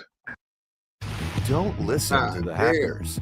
Paying the ransom doesn't guarantee data decryption. They gave him a gang account. Oh, this on Scandalous shit. See, Scandalous shit on fire. Get your money then, my nigga. Get your chili, nigga. You know what I'm saying? But as far as this nigga talking about Booger and deflecting, that was to get away from that reality. All you got to do, federal prison.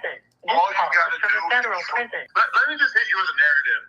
is that a lot of people think that, in particular Trap Lord Ross, they think that you saying that you were falling out with WACK over the fact that he reported on the cops raiding your house when you allegedly got swatted or whatever, they think that that was all a cover because you actually were mad at WACK for basically getting you caught up because you knew that you were going to get caught up as a result of some of the shit that WACK or that Big U and you did together. No, me and Big Useless didn't do anything. Me and Big Unisex never did not one thing together. So you robbed the weed and shop. Look at the Mountaineer. You robbed the weed shop. Are you? Look, this devil worshiper on here, nigga. This imp, this one of the devil's imp is on here trying to tell loose cannon. Mind you, he was interviewed by the feds. Y'all then forgot what the fuck is going on. Y'all thought we was gonna give immunity to this motherfucking Caucasoid nigga that's specifically trying to undermine and help lock young black brothers up that's too dumb, too thirsty, seeking clout. Thinking clout automatically mean a bad. Nigga, fuck clout. Nigga had hood clout.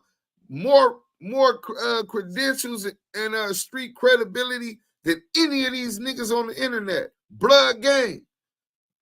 Another level with this shit. Nigga, you think I give a fuck about somebody else knowing about me unless it makes me some money? That shit don't make me no money, nigga. I stay in my own motherfucking circle.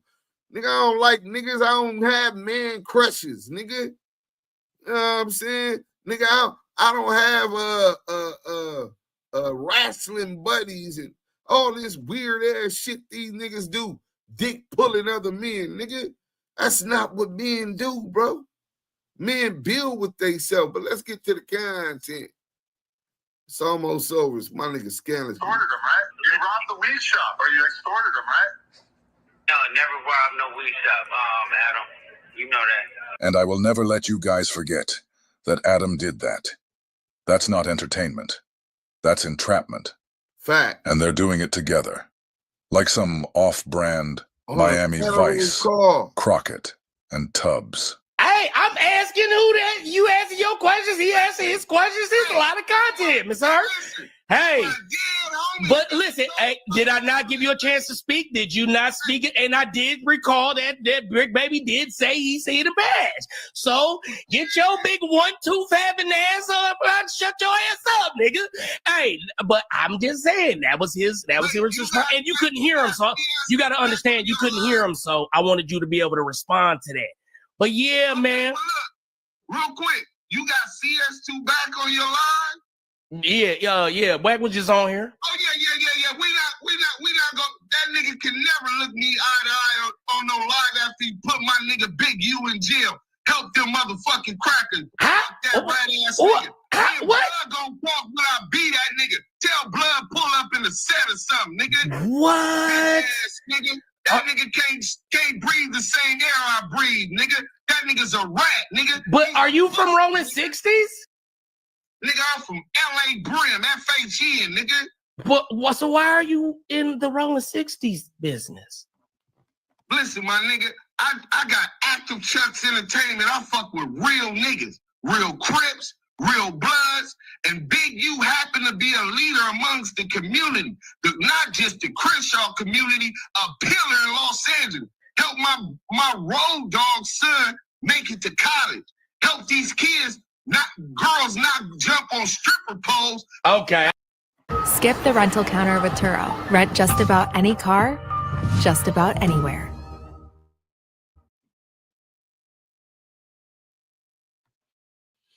Hey, Mike B, that's what WACK would have wanted, bro.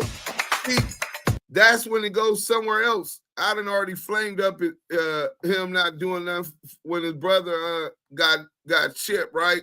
Execution style. Zach, what the fuck? Hold on, what the hell is going on? Hold on, man. My shit is fucking up. All right. Now let me see if I can get back over here. All right. So yeah, bro. If I would have said, nigga, Your brother got chipped and you didn't even go put the work in. You got caught with some guns on purpose because you were scared to go do something. Now to help them deflect, you got to stay on the trail with that nigga, bro. Fuck what he talking about. He's trying to control the narrative. I never allowed him to do that, nigga. Nigga, we on your helmet, nigga. Nigga, we on your ass like back pockets, nigga. You gotta lock like a terrier, nigga. That nigga is gonna deflect. That's exactly what he wanted a nigga to do, to talk about booger, to talk about anything else other than what he's supposed to be talking about. And while he talking about weak jeans, hold on. Let's go here real quick, right? I want y'all to tell me what the hell is wrong with this picture, right? Hold on. I want y'all to tell me what is wrong with this picture. Please tell me what's wrong with these pictures. So you want to talk about some weak CS2 back, a.k.a. CS2 badge, nigga? You know what I'm saying? Let's talk about your weak ass seed, nigga.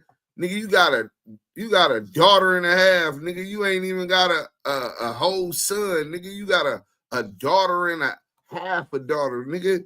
Nigga, that nigga ain't no that nigga's a boy. That's a man. Listen, look at this shit. Oh, y'all don't see nothing wrong with this? Y'all don't think this is looking? Okay, it gets worse. Let's get to it. Let's get to it. Hold on. Oh, that's him and Kim. Look. Look at CS2 back with that police smile. That nigga really got a police smile. Okay, Kim, I see you.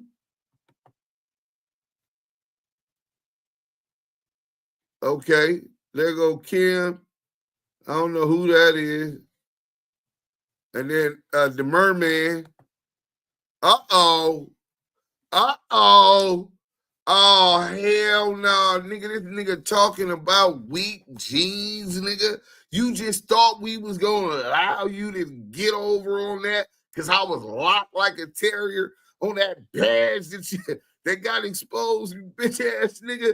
Nigga, this is your seeds, nigga. You can't act like you ain't disappointed, my nigga.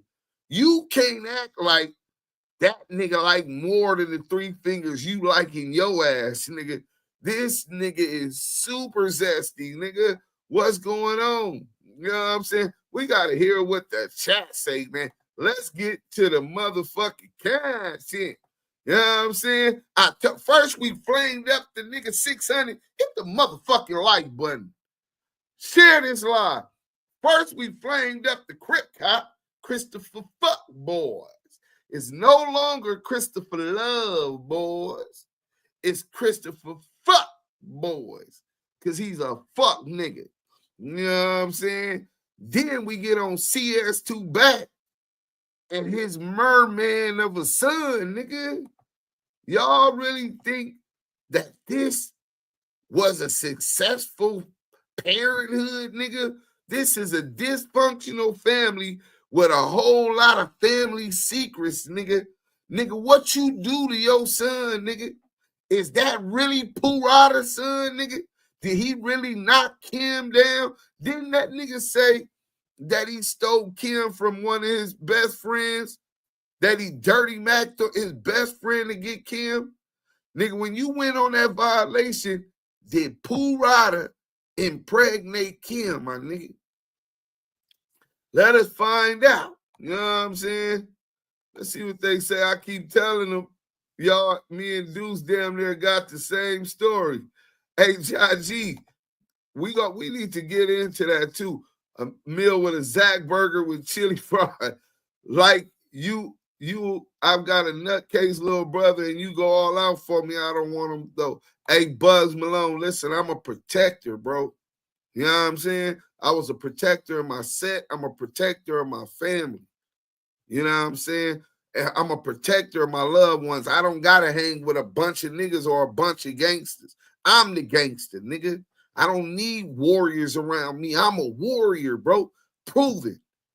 I've been through the trials and tribulations, nigga, at the highest level, whether it was juvenile hall, to level 4 yards to USP federal penitentiaries to the level 5 yard in the concrete jungles of South Central Los Angeles. And nigga, I can tell you this much, my son like pussy.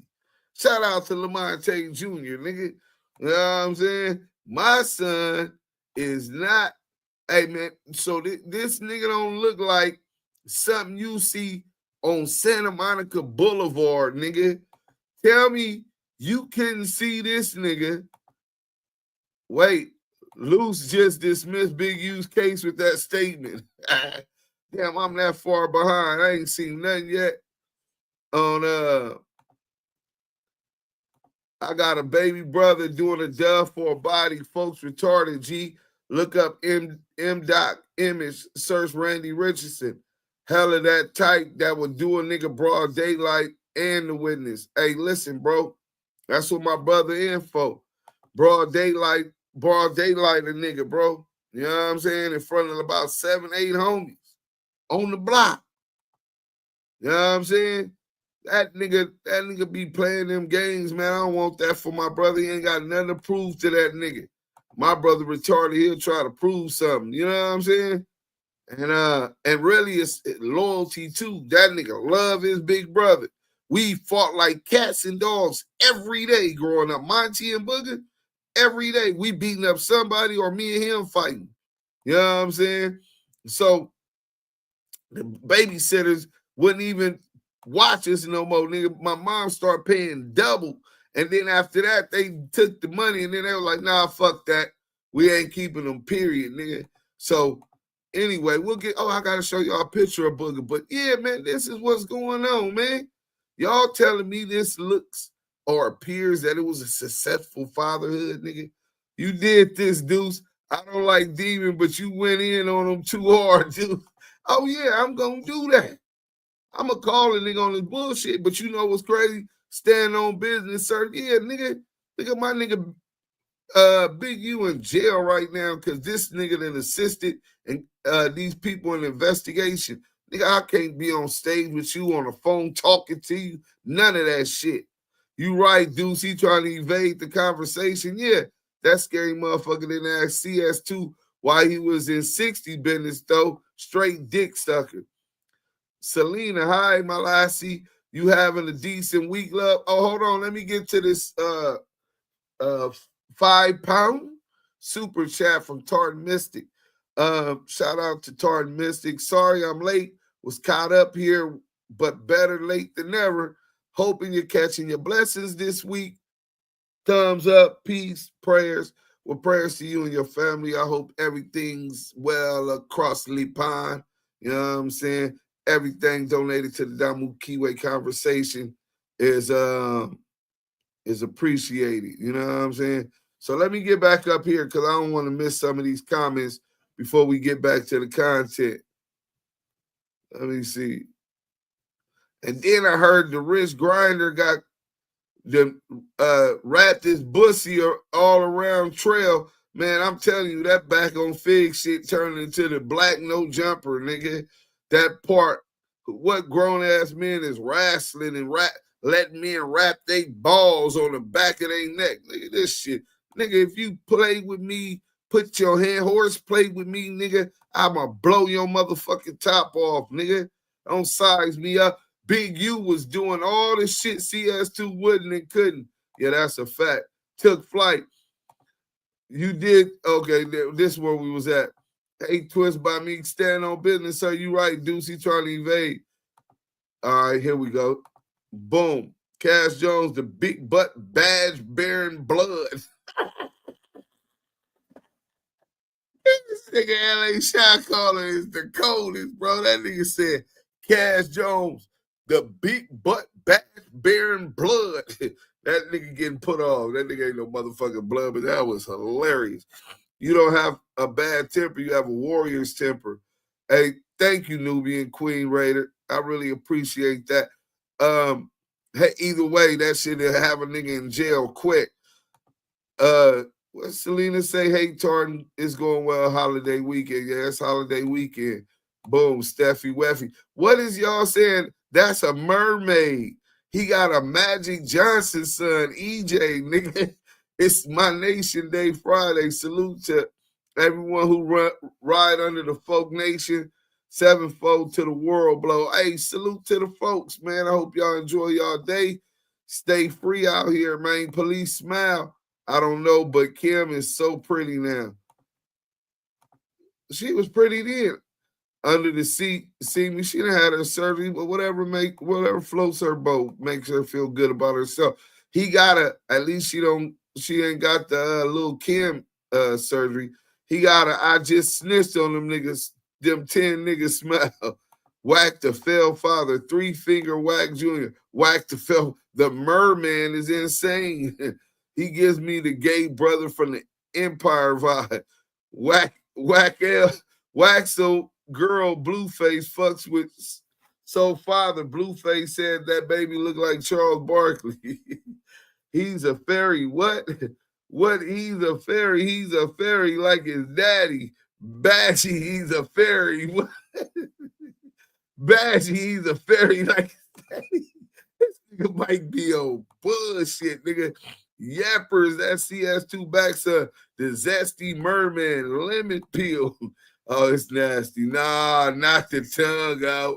That's his son. Hey, kids in the hood gonna be like, and that's your son? Nigga, ain't no gangster running no son, raising no son, doing this type of shit in the bathroom. Miss Lisa, I've been he be twerking and shit on his workout. You know what I'm saying? All right, Miss Lee, I've been praying for you because Whack raised a funny bunny ass nigga. Cash Pellet, Gun Jones, Merman got me crying. Yeah, Ghost. Hey, listen, man. He said it, not me. Whoa. Yeah, he did, dude. Like father, like son. I be standing like my daddy. Standing like my daddy. I be thumbing like my daddy. That nigga be thumbing like his daddy. Thumbing like his daddy. The young thumber. Thumbing like my daddy. Thumbing like my daddy. Thumbing like my daddy. 3-finger back, nigga. 4-finger back, nigga, with the thumb. Oh, he doing it like this. That's why that nigga always on 6-0 dick, nigga, and 6-0 business. That nigga be with his thumb, 3-finger back, thumbing like my daddy, thumbing like my daddy. That's Ariel with all these snitches around, and I'm worried for Big U. Purata was 3-fingering Whack. Yeah, he paroled to his house. I don't know, Deuce, that little sweet and sour motherfucker look just like Whack. Steffi, do a side-by-side with the merman and Purata. All right, damn. Somebody go get the picture. Go get the picture of Purata and go get the picture of Purata and somebody put it together. Let me send this picture to the chat because somebody in the Damu Kiwe conversation chat that knows how to edit, put this picture, go get the picture of Whack homeboy Purata and put it with this picture right here. We're gonna do a Maury today, nigga. You know what I'm saying? Hit that like button. Baby dig, that's my show. Hey, look, we got some more content. If this was the 90s, Whack would have been got stomped out. That nigga run fast, man. Niggas done got at that nigga. He done got socked. Oh, yeah, what's the name? Socked the nigga. Well, first, Whack did fire on him. Out of all the stories I've heard, Whack did fire on him first. And the nigga just took it and acted like he was cool. He wasn't tripping, but he rocked the nigga to sleep. Then he fired that nigga Whack shit up. And Whack just ate that shit. But look, we on these bitch-ass niggas today. You know what I'm saying? Let's go to the nah, fuck that. It ain't even about that. We got more important shit to talk about, man. Fuck the Crip Cop. We already flamed him.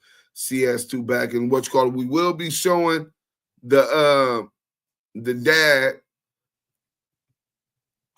Boom. Purata face to face with his son. You know what I'm saying? As soon as they put it together and put it in the chat. But until then, Free Big U in the chat. Free Big U in the chat. And I need y'all to get it. Just Byron Blake, man. I thought this was some great content. Brother really seemed like he got a pretty good understanding of the law. You know what I'm saying? Big U paperwork lied to the grand jury, which is a motion to get the indictment dropped, because that's how the indictment was passed. But I know y'all don't know law, but I want y'all to understand that part. Nigga, they want to take this man down.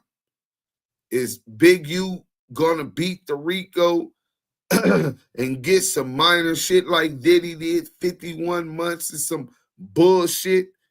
They just be putting these extra charges on brothers in the federal courts, RICO, and say that they're a threat to society so that they can't have the right to a bail. And then niggas is beating it, bro. These assistant U.S. attorneys are out of fucking control, bro. They're targeting black people. If a nigga doing what he doing, he know what's coming up. But all this extra shit these pigs is doing, this is crazy, bro. They gonna take care of any leadership or people in a position of power so that they can control it. Let's get to the content, man. Byron Blake, let's go. Today we will be discussing a highly publicized but seemingly less popular case, and that is the case of Eugene Henley, aka Big U. For the past few months, I have been following this case, and what I've uncovered is that the government may not exactly be playing by the rules. A prime example of that type of activity is what we witnessed here recently in the Lil Durk case, where we found out that evidence that was presented to the grand jury was false. It was actually a fan-made video that they presented as an actual production made by Lil Durk, incriminating himself in this murder for hire plot. While some may look at this as just a typo type of error, I can assure you that presenting a case to the grand jury that involves the presentation of false evidence is no small thing.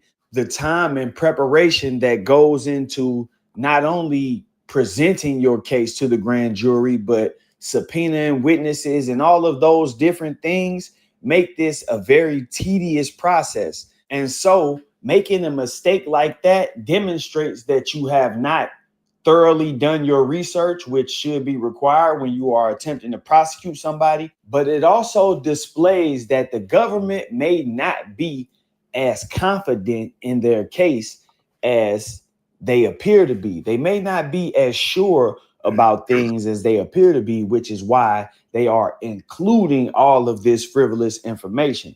Now, that leads me to the purpose of this video and what we are going to talk about today. There are some things in the Big U indictment that contradict themselves. Some of the crimes that he is being accused of committing are directly contradicted by the evidence that they are presenting to the grand jury to get him charged with these crimes. So today we're going to break down just one portion of the indictment. We're not going to go over the whole indictment. I will eventually break down every charge piece by piece, but today we are going to start here with No Jumper and Loose Cannon. Dave's field communications are all over the place. Connect Team's team management app puts it all in one place. Free Big U in Let's the get chat. to it. Now, if you're watching this, I'm assuming that you know the story of Loose Cannon, WACK100, and the No Jumper interview. If you don't, I'll give you a short recap. This guy in the jersey, Loose Cannon, did the interview with WACK100 on No Jumper. Salute. In this interview, he said a ton of incriminating things. But some of the standout things that he said was that Big U may have allegedly been involved in the death of Nipsey Hussle. He also discussed a robbery in which Big U allegedly gave back half of the proceeds to the robbery victim. As he details this story, there are conflicting statements that I think the government intentionally overlooked to help build a case. And this is what leads me to believe that this case may not be as open and shut as many people would like to think. Now, obviously, this interview was of some importance because they actually included it in the indictment. It's not just a piece of evidence, it's included in the actual indictment, which means that this information was presented to the grand jury. What I'm going to do is read the information as it was presented in the indictment and probably presented to the grand jury. And then I'm going to play the actual clip and we can focus on what was actually said so y'all can see how this evidence, quote unquote, was manipulated in its presentation to fit the narrative. Now, according to this indictment, specifically when it comes to this Hobbs Act robbery and racketeering activity that Loose Cannon claims to be involved in, it says that according to witnesses, including victim 1, and corroborated repeatedly by the wiretap and recorded meetings with Big U Enterprise members, the Big U Enterprise sets up and executes robberies throughout Los Angeles. Normally, Henley provides the target and location while the robbery is committed by the Big U Enterprise or at the Big U Enterprise's direction using the Rolling 60s or other associates. The Big U Enterprise, as well as the individuals who personally commit the robberies, will take a cut and then often sell the robbery proceeds or give the robbery proceeds back to a victim as a power grab and to instill fear of future robberies or violence. So what they are basically saying here is that Big U is being accused of sending out a team of robbers to rob specific businesses. And if it happens to be a business that he feels like he could benefit from partnering with, he will give the proceeds from the robberies back to the business. And then the business would submit to his will to prevent future robberies or violence against them. As an example of this type of activity, they then go on to reference the same robbery that Loose Cannon mentions in his No Jumper interview. According to the documents, one such robbery occurred on July 5th, 2021 at an unlicensed marijuana dispensary in Los Angeles where victim 1 worked. Leading up to the robbery, the Big U Enterprise had been extorting victim 1 for years, and victim 1 had been paying the Big U Enterprise up to $25,000 per month when victim 1 was at the top of his earning capacity. Shortly before the robbery, however, victim 1 had ceased paying extortion to the Big U Enterprise as victim 1 did not believe it was necessary or that he was receiving any benefit from the payments. If we take our focus back to the previous page, we will see that victim 1 is the star witness in this section of the indictment. He is the source of this information related to this Hobbs Act robbery activity that Big U allegedly had going on. Now, in this section, it says, according to witnesses, including victim 1, normally Henley provides the target and location while the robbery is committed by the Big U Enterprise or at the Big U Enterprise's direction. So he's saying that Big U specifically handpicks and targets these businesses. Obviously, these businesses are generating income, which is why they would be a target for a robber in the first place. But there may be other criteria that goes into selecting these businesses. It doesn't really get into specifics in that point. But this is what I want you to hear. These acts are allegedly committed to instill a fear of violence so that the victims will submit to the extortion. However, they would say later in these same documents that victim 1 had been allegedly being extorted by Big U for several years prior to this robbery, which kind of contradicts the theory that Big U needed to have this robbery executed in order to instill fear. it also goes on to say and that's one of the requirements that the federal assistant United States attorneys, prosecutors would have to prove that he did this by fear and intimidation. This evidence proves that they lied to the grand jury, that they knew he wasn't doing this out of fear and intimidation. He was doing this as a hanger-on, pay to play like 600. Like all these niggas that loose coochie, they come with a bag. They want to hang around. Niggas want to come hang around, do Sims, because I help bring out the Hit Your Bremen shit, because I manage Yael, because I got the Damu Kiwe conversation. This nigga managed Nipsey Hussle. He got plugs with everybody in the city. You think niggas don't want to come hang around and be associated with that? Nigga, you got gangbang groupies, just like Longtail Dale the Rat. Look at Soulja Boy, Chris Brown, even a little white boy out of Utah now. You think that niggas didn't want to be around it? They want the clout. They want to be seen and on YouTube and Instagram. So niggas start paying like this. But what the courts, I don't know, and I'm quite sure Big U and them is gonna bring evidence. This nigga was renting out Big U a house. The nigga Dale. And then he said he owed him money. And he paid, Loose Cannon said, well, didn't you owe Big U $100,000 money? He said, I ain't never owed him that much. I owed him 40 or 50 some shit, and I paid that. I owed 30, I paid that. And he got to listening to the shit that he owed Big U from business. This nigga's a bad paymaster.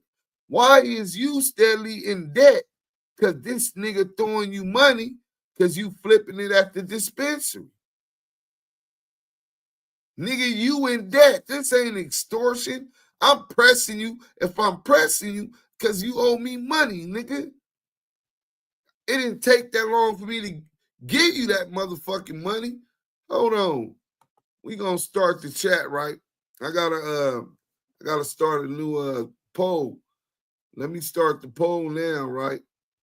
Because I need to start the poll now because I need y'all to tell me which one of these. All right, so the last poll, will Big U beat the Rico like Diddy? They got 56% believe that yeah, Big U will beat the Rico like Diddy. 44% don't believe it, and I get it. We don't believe in the justice system and true justice anyway. You know what I'm saying? They want that man. Y'all feel like they go railroad him. But stay active in the chat. You know what I'm saying? I'm finna make a new one. Who's the daddy? This is a game of Maury Povich. Who is the merman's daddy? Hey. So you got CS2 back, WACK BadgeGate. All right, so you got CS2 back, WACK BadgeGate. You got Pooh Rada, rest in peace. And you got some random nigga that's Bash Kim Gutsy, and that thing looks so good. Let's go. We gonna start the poll. Y'all gotta let me know who is the merman's daddy. We finna show the picture. That's why I stopped the content. I want y'all to hit that like button, man. We gonna have some fun. We only got about like 30 minutes left. I'm giving y'all the content. The least y'all can do is share. Hit that like button on your way in. And we finna get to this. Oh, nasty work. Nasty work. Bam. Uh-oh. Uh-oh. Y'all got to tell me who the daddy. Uh-oh. Uh-oh. Here it go. What y'all think? What y'all think? I didn't know Byron Blake was a battle rapper. I'm gonna check out some of his battles. We finna go all the way down. I can't wait to see what they say. Free Kung Fu. Hey, Sherm. Free Big U. Red Dog TV. Salute.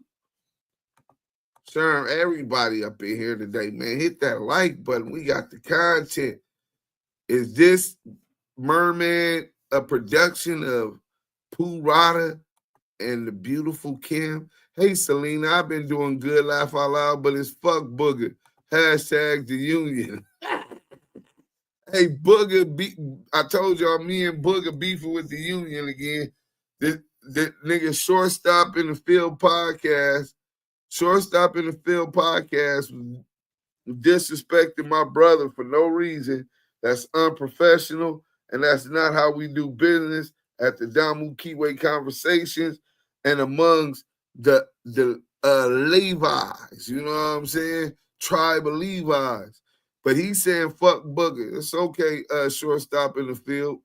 You know what I'm saying? But Booger took back off today. Booger didn't know what was up till I put him up on it. They gonna be smutting Booger. They lying. Him and Scanlon.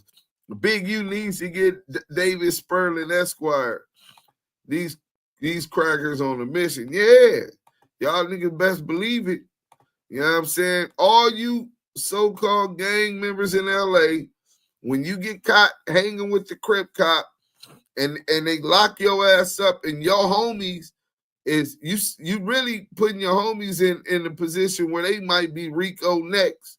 When you hanging with CS2 back, your hood might be Rico next, nigga. You must not love your homies, nigga. Who is the daddy? There you go, Selena. That's what I'm talking about, the union. Miss Lisa Diddy was involved in Nipsey death, huh? Oh, yeah, that's what y'all saying now, West. What it do, King? I guess Big U in jail already, so now they don't want to lie on him on the Nipsey murder no more. Tap in with Active Chucks on Patreon. Oh, yeah, I'll find it. Damn, I just seen it. Thank you, Tart Mystic. Salute. This said WACK had them call up to the jail and tell on Diamond. Yup. Anyone know why the show called No Jumper? Because they gonna knock a nigga dick in the dirt. Nigga ain't gonna be able to. Shout out Active Chuck. This is a good channel. Hey, Daddy Mycology, it's good looking. Hey, here's the picture. The votes are coming in. Everybody get active in the chat. So it is, who is the Merman's daddy? We already got almost 42 votes. CS2 back. WACK Badge 100 is 64% the father. Pooh Rada got 25%. And 9% is saying Kim just let a nigga slide up in her and blow her spokes out, nigga. You know what I'm saying? Blow them spokes out. Let's get back to the content. Let me see. CS2 is like the final boss snitch that keeps all the other snitches in line and make this world a better place for snitching. Oh, he's the king rat. WACK knew he was finna get fucked up at the Ye show, so he was yelling Big U real name. That tell it all. Oh, man. Daddy, because white men can't jump. Y'all ain't shit. Let's get back to the content, man. You know what I'm saying? I told y'all we only got about 20-something minutes left. Maybe 30. Let's go.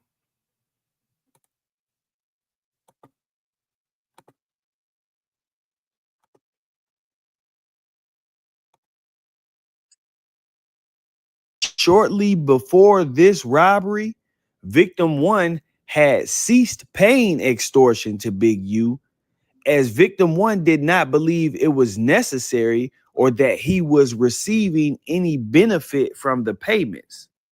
Here's what a whole home water filtration system should cost in 2024. Tap below to check pricing. This directly contradicts the theory that victim 1 had been a victim of extortion for several years, as according to victim 1, he did not believe it was necessary to make the payments, meaning that no fear existed in his heart that made him feel like, hey, I need to make these payments in order to prevent this from happening.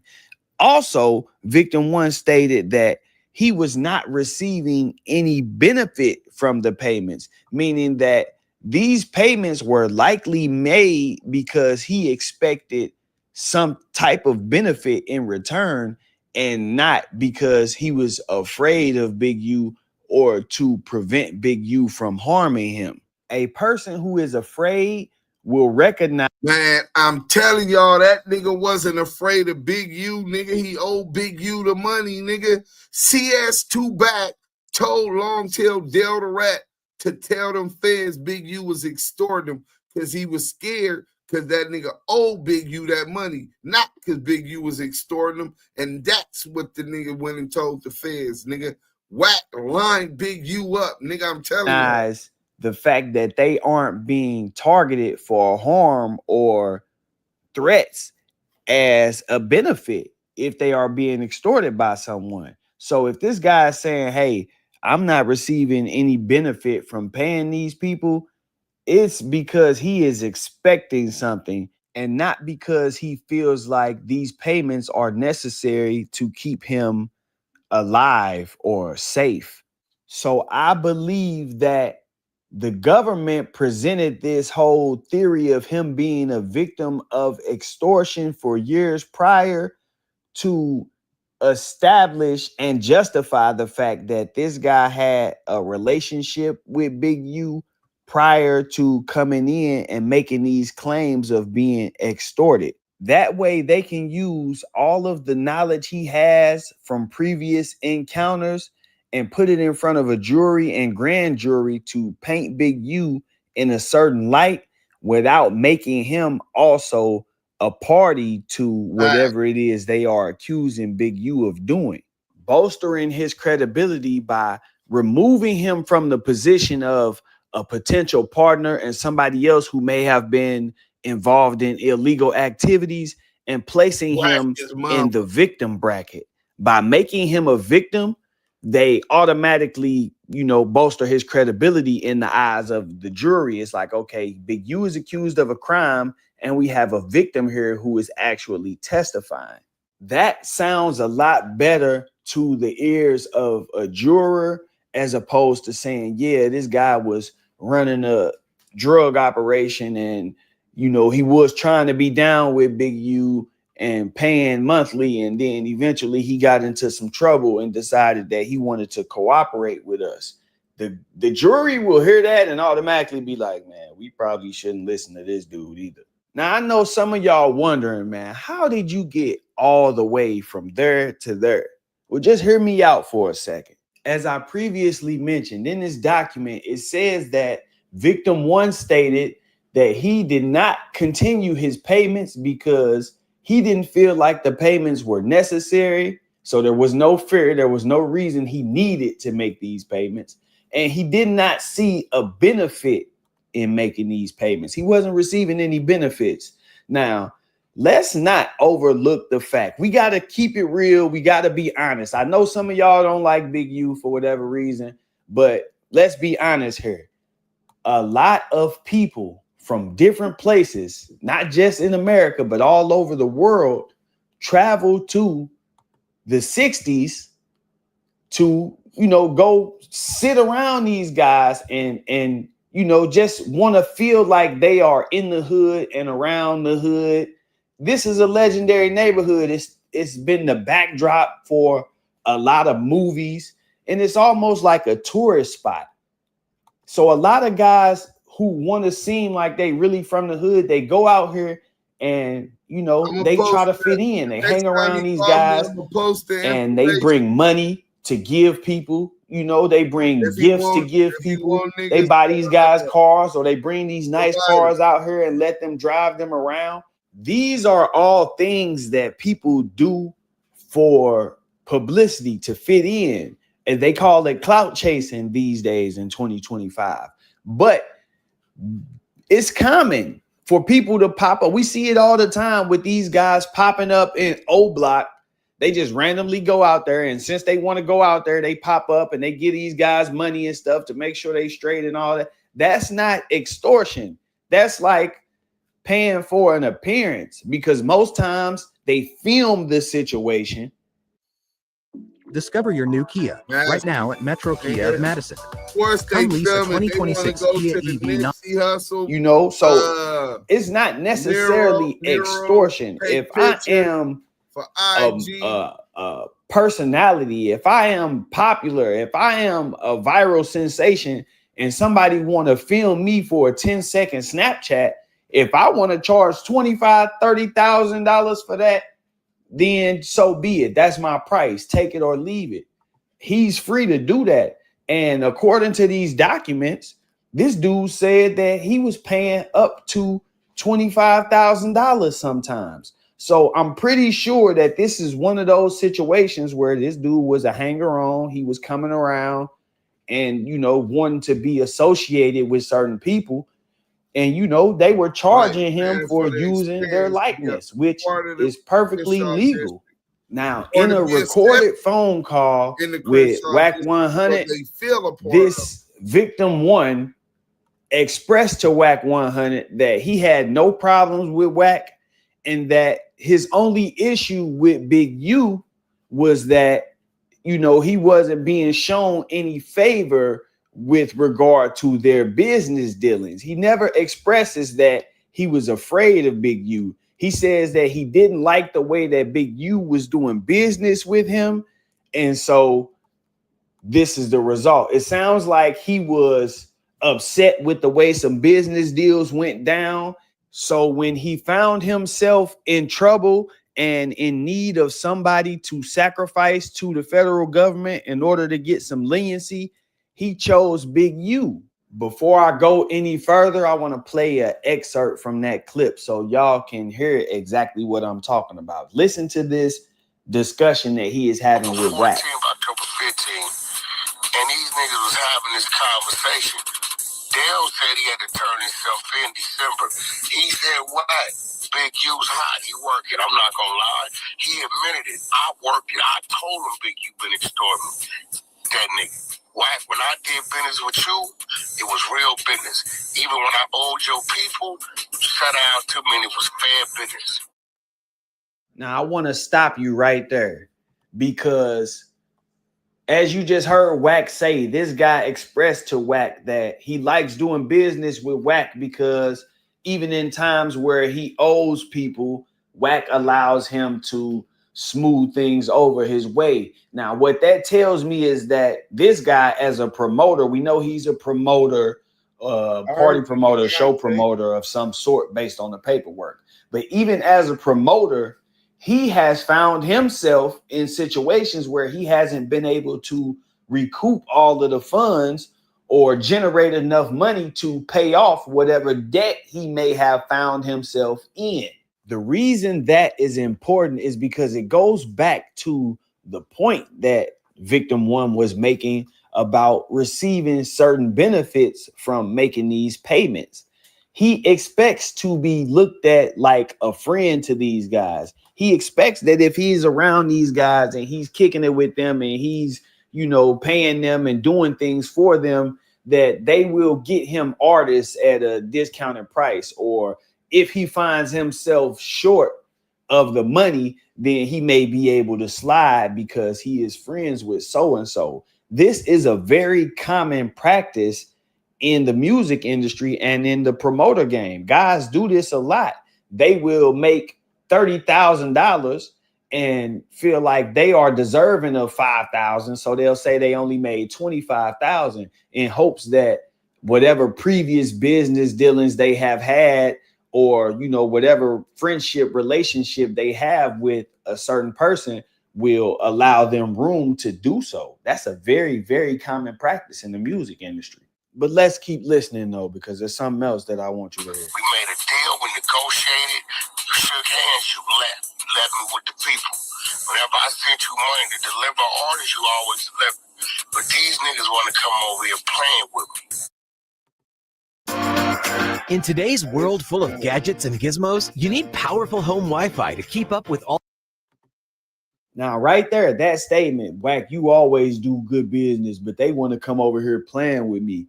That right there, that statement right there, directly, I'm not even going to say implies. It says it right there that the motive for incriminating Big U in this case and implicating Big U in this extortion is the fact that a business deal did not go his way. He's saying it. Wack is saying that this guy told him this. And I know people say, well, Wack be lying. Wack say a lot of stuff. Just like the government's paperwork says that the victim statement was corroborated by wiretaps. Wack is corroborating his claims that dude told him this basically with a wiretap, with this phone call. Just listen. And then him and Luz got to talking about whatever they was talking about. Thinking about it is like, yeah, this is going to turn out dumb because they was just on my phone in October and Dale and Luz Cannon was wide open with their conversation. Nigga know the whole timeline, nigga. Yeah, now I see it. Like, I'll be like, fuck. So, yeah. That's how you know he's been debriefing and keeping up with those dates. I came in with my squad, cuz, and then remember we took everything. When we took you know what I'm saying?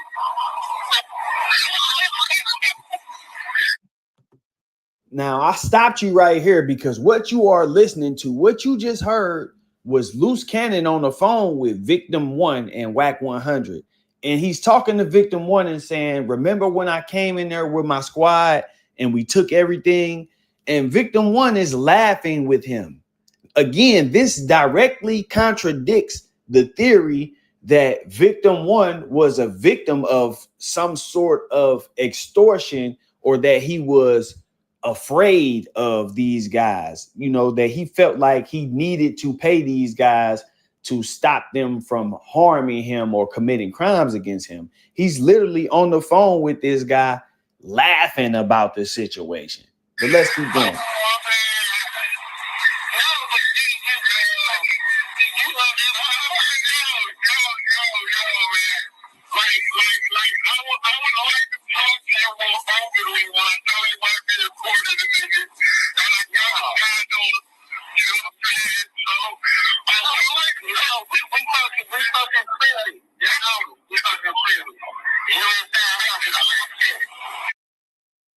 I know this is hard on the ears, but what you just heard was Victim 1 saying that he really don't want to talk about this because he don't want to be getting recorded. He know that they might be recording him. Loose Cannon assures him that he's not being recorded, and he probably wasn't recording, but somebody was obviously recording.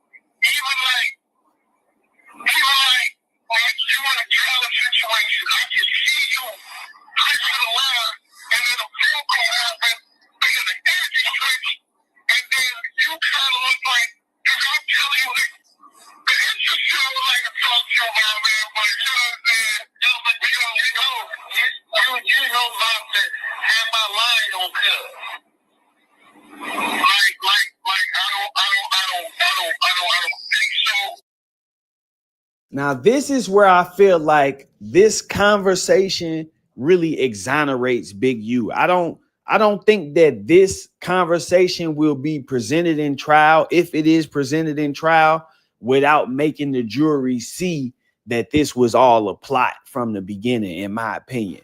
I'm going to put this document up on the screen too as I'm explaining this. So watch your screen as I'm explaining this. The reason I say that is because in this audio, Victim 1 is letting Loose Cannon know that he has watched some of his interviews and he has saw Loose Cannon detail how this robbery occurred. And like, man, it was accurate. You know, I saw the videos and you was talking about it. I'm like, man, dude, you know, it was accurate. But Loose Cannon says, but am I lying on cuz? And he says that because this guy goes on to say, yeah, and I saw some of the stuff you were saying about dude too. You know, basically, you know, I see what you're saying about dude and how he move and you seeing it now. And Loose Cannon says, but am I lying on cuz?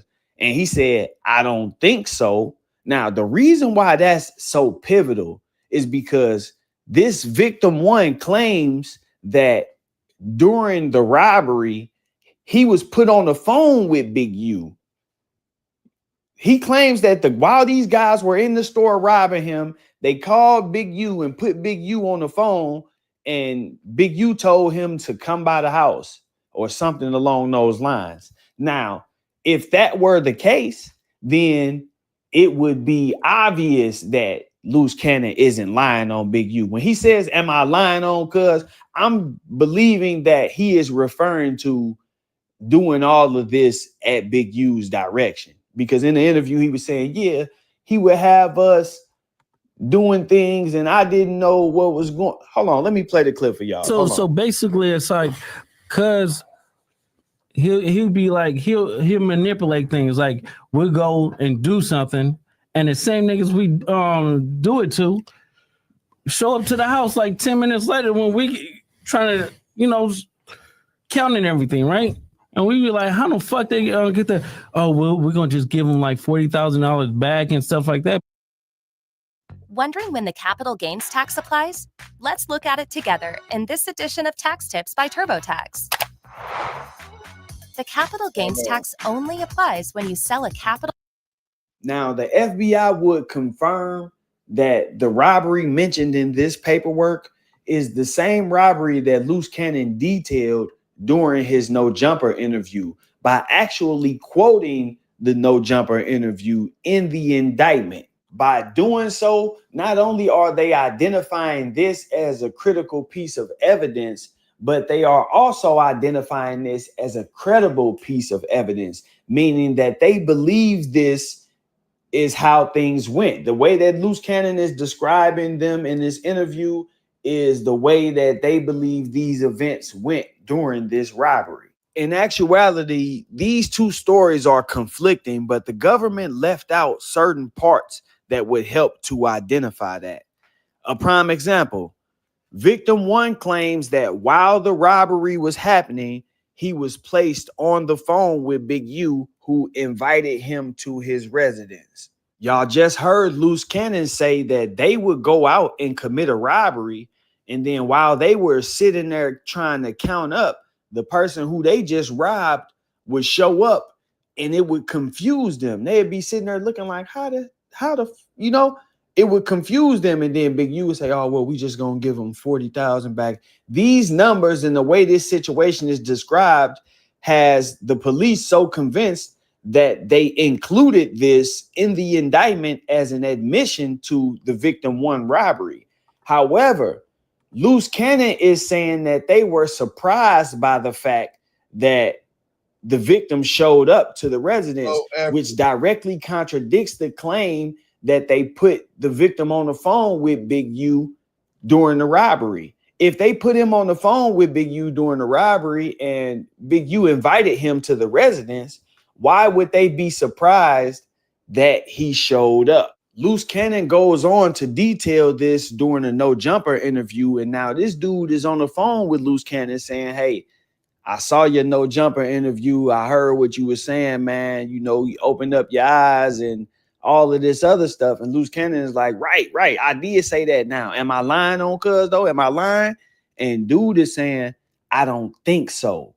Whereas if you had actually been placed on the phone with Big U, then you would know that Loose Cannon is not lying. You saying I don't think so is implied.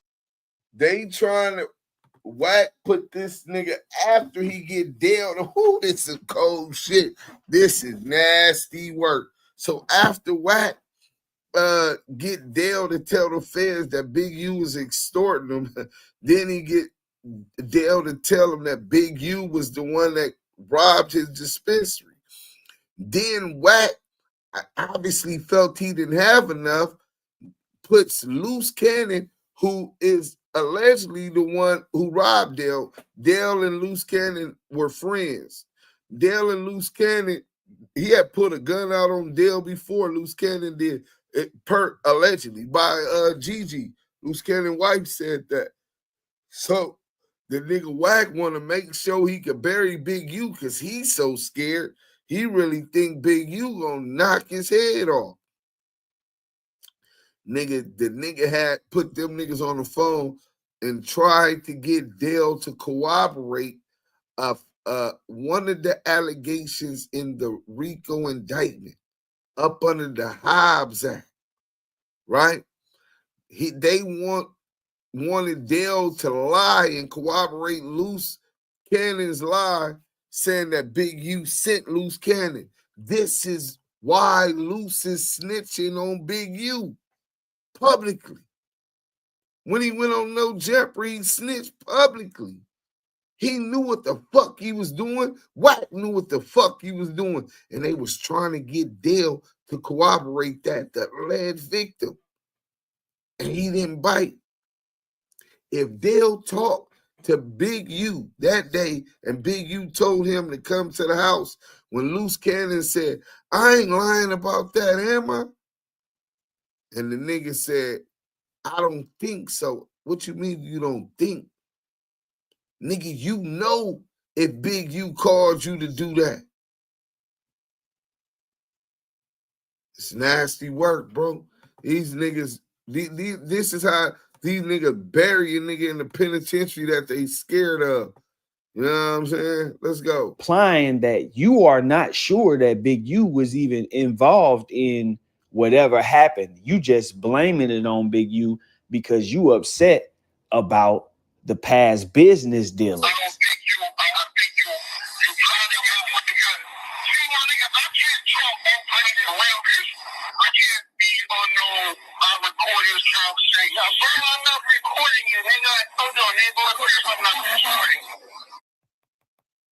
Hold on, before you pay for yet another app to manage your team, let me introduce you to Connect Team, the one platform that replaces all of the.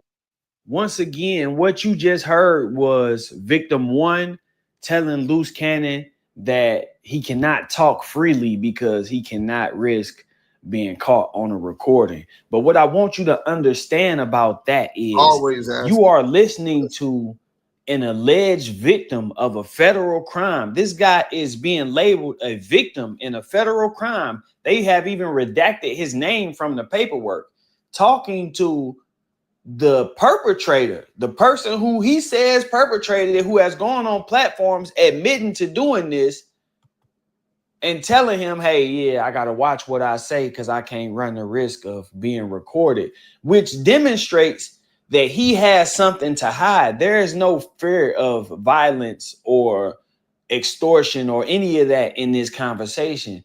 The fear is of being caught saying something different from what was originally told to the federal government. Exactly. He's saying, hey, I can't really talk freely with you on these phones because I can't risk getting caught up in the lie that I told the Fed. Homies, nigga, I talked to Big U. When I talked to Big U, he said, yeah, I hear y'all punch holes all through the lies of the government's case, right? I've been hearing that's what you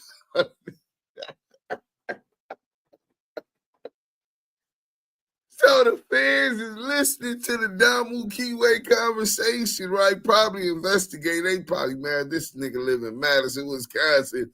He go to work. He runs his content. Him and Maria doing nasty shit all night. You know what I'm saying?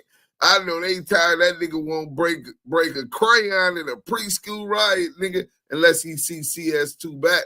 But other than that, that nigga is a law-abiding citizen, nigga. They can't get me, so they bored. So they listening to us talk, the Damu Kiwe conversations, you know what I'm saying, doing what we do, the war against the union, you know what I'm saying?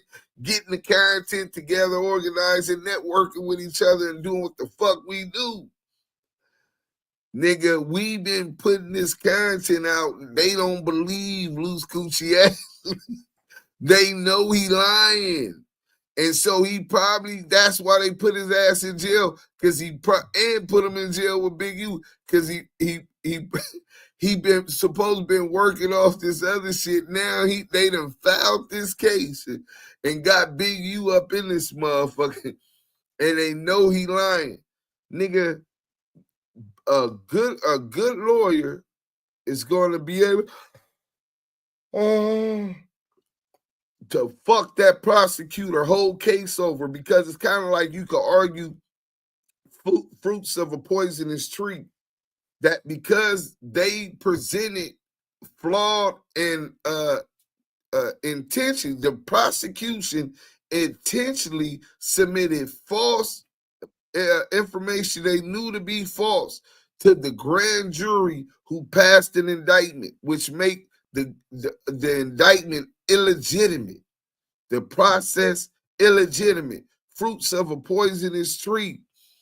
If the nigga, do you know how a prosecutor gonna look, nigga, in that court when they get a jury, just like the Diddy case?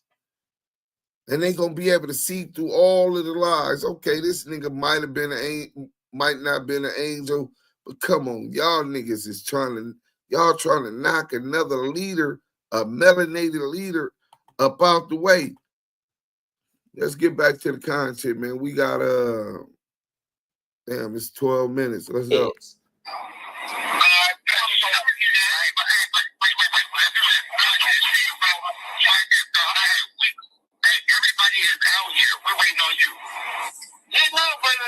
Everybody out there, but what I'm trying to tell you is, like, I'm not heartbreaking or anything like that. You good with me. You get what I'm saying? I'm not going to do that. That's what I'm going to get to. You get what I'm saying? On TikTok, but you have to understand, like, bro, the situation I had, and I did say to you. I don't know. That's a good question. And you know that. Yeah, he's fucking up their case. Bunch of malarkey. That's not how you spell malarkey, my nigga. I'm sure it's spelled like this, Luke. I'm finna check though.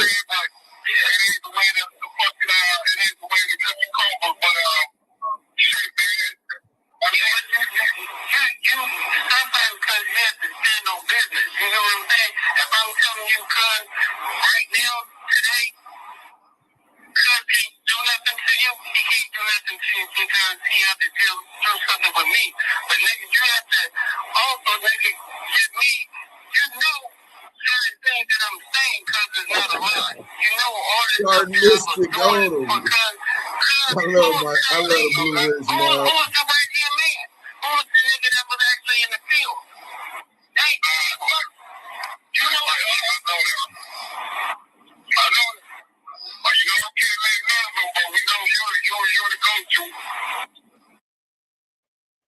Here's what a whole home water filtration system costs, including installation.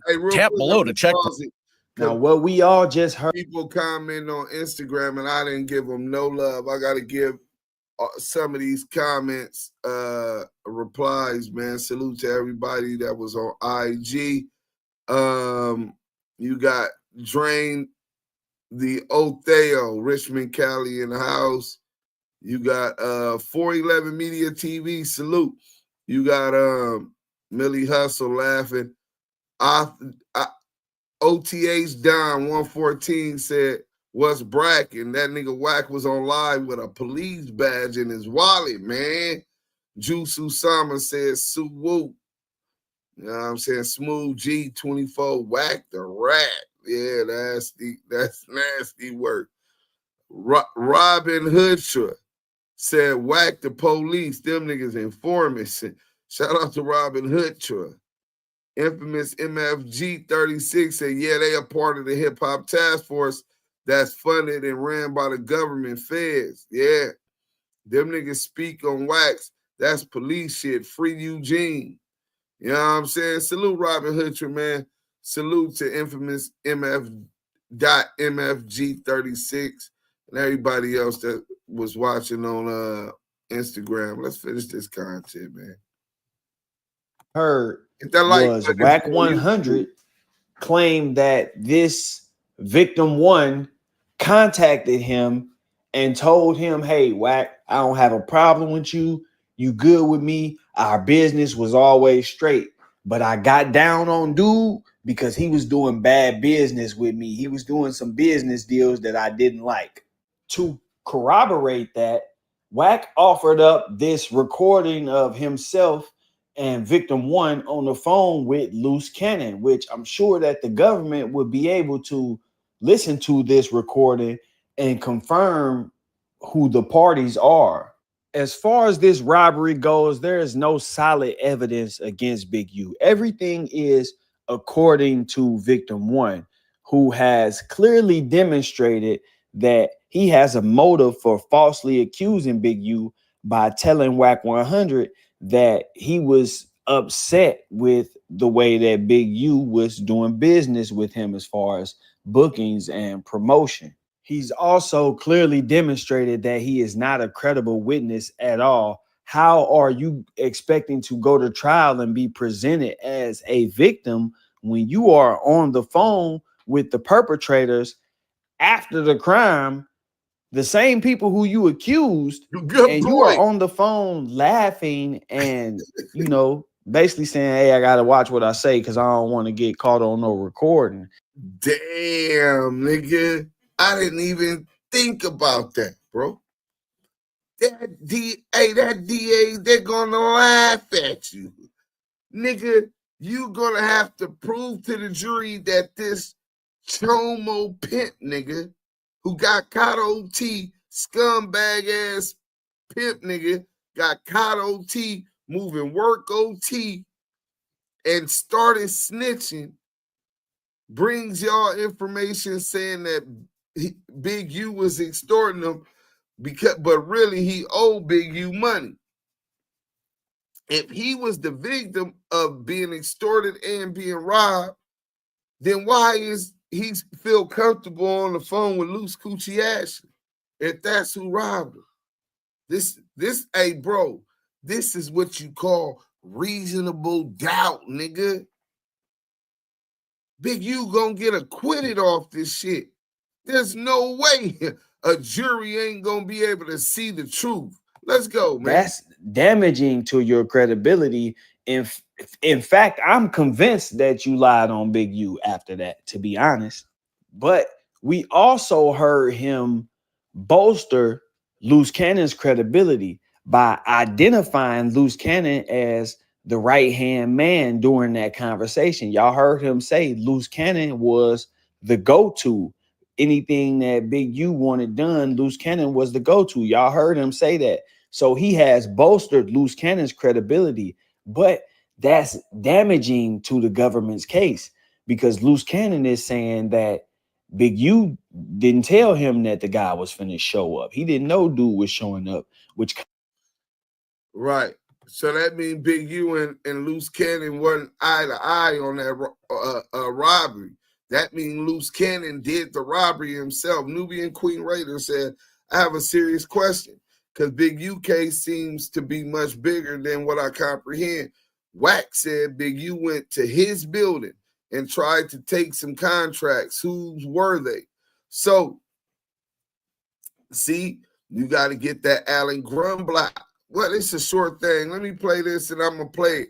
Bottom line is the contracts with Suge Knights with Koch Records, which turned to E1, right? For him, allowing them to do admin on the Tupac music catalog, they were able to utilize the equitable value in the music catalog of Tupac to get loans and advances on money and then reinvest that money. So say it's worth $200 million, right?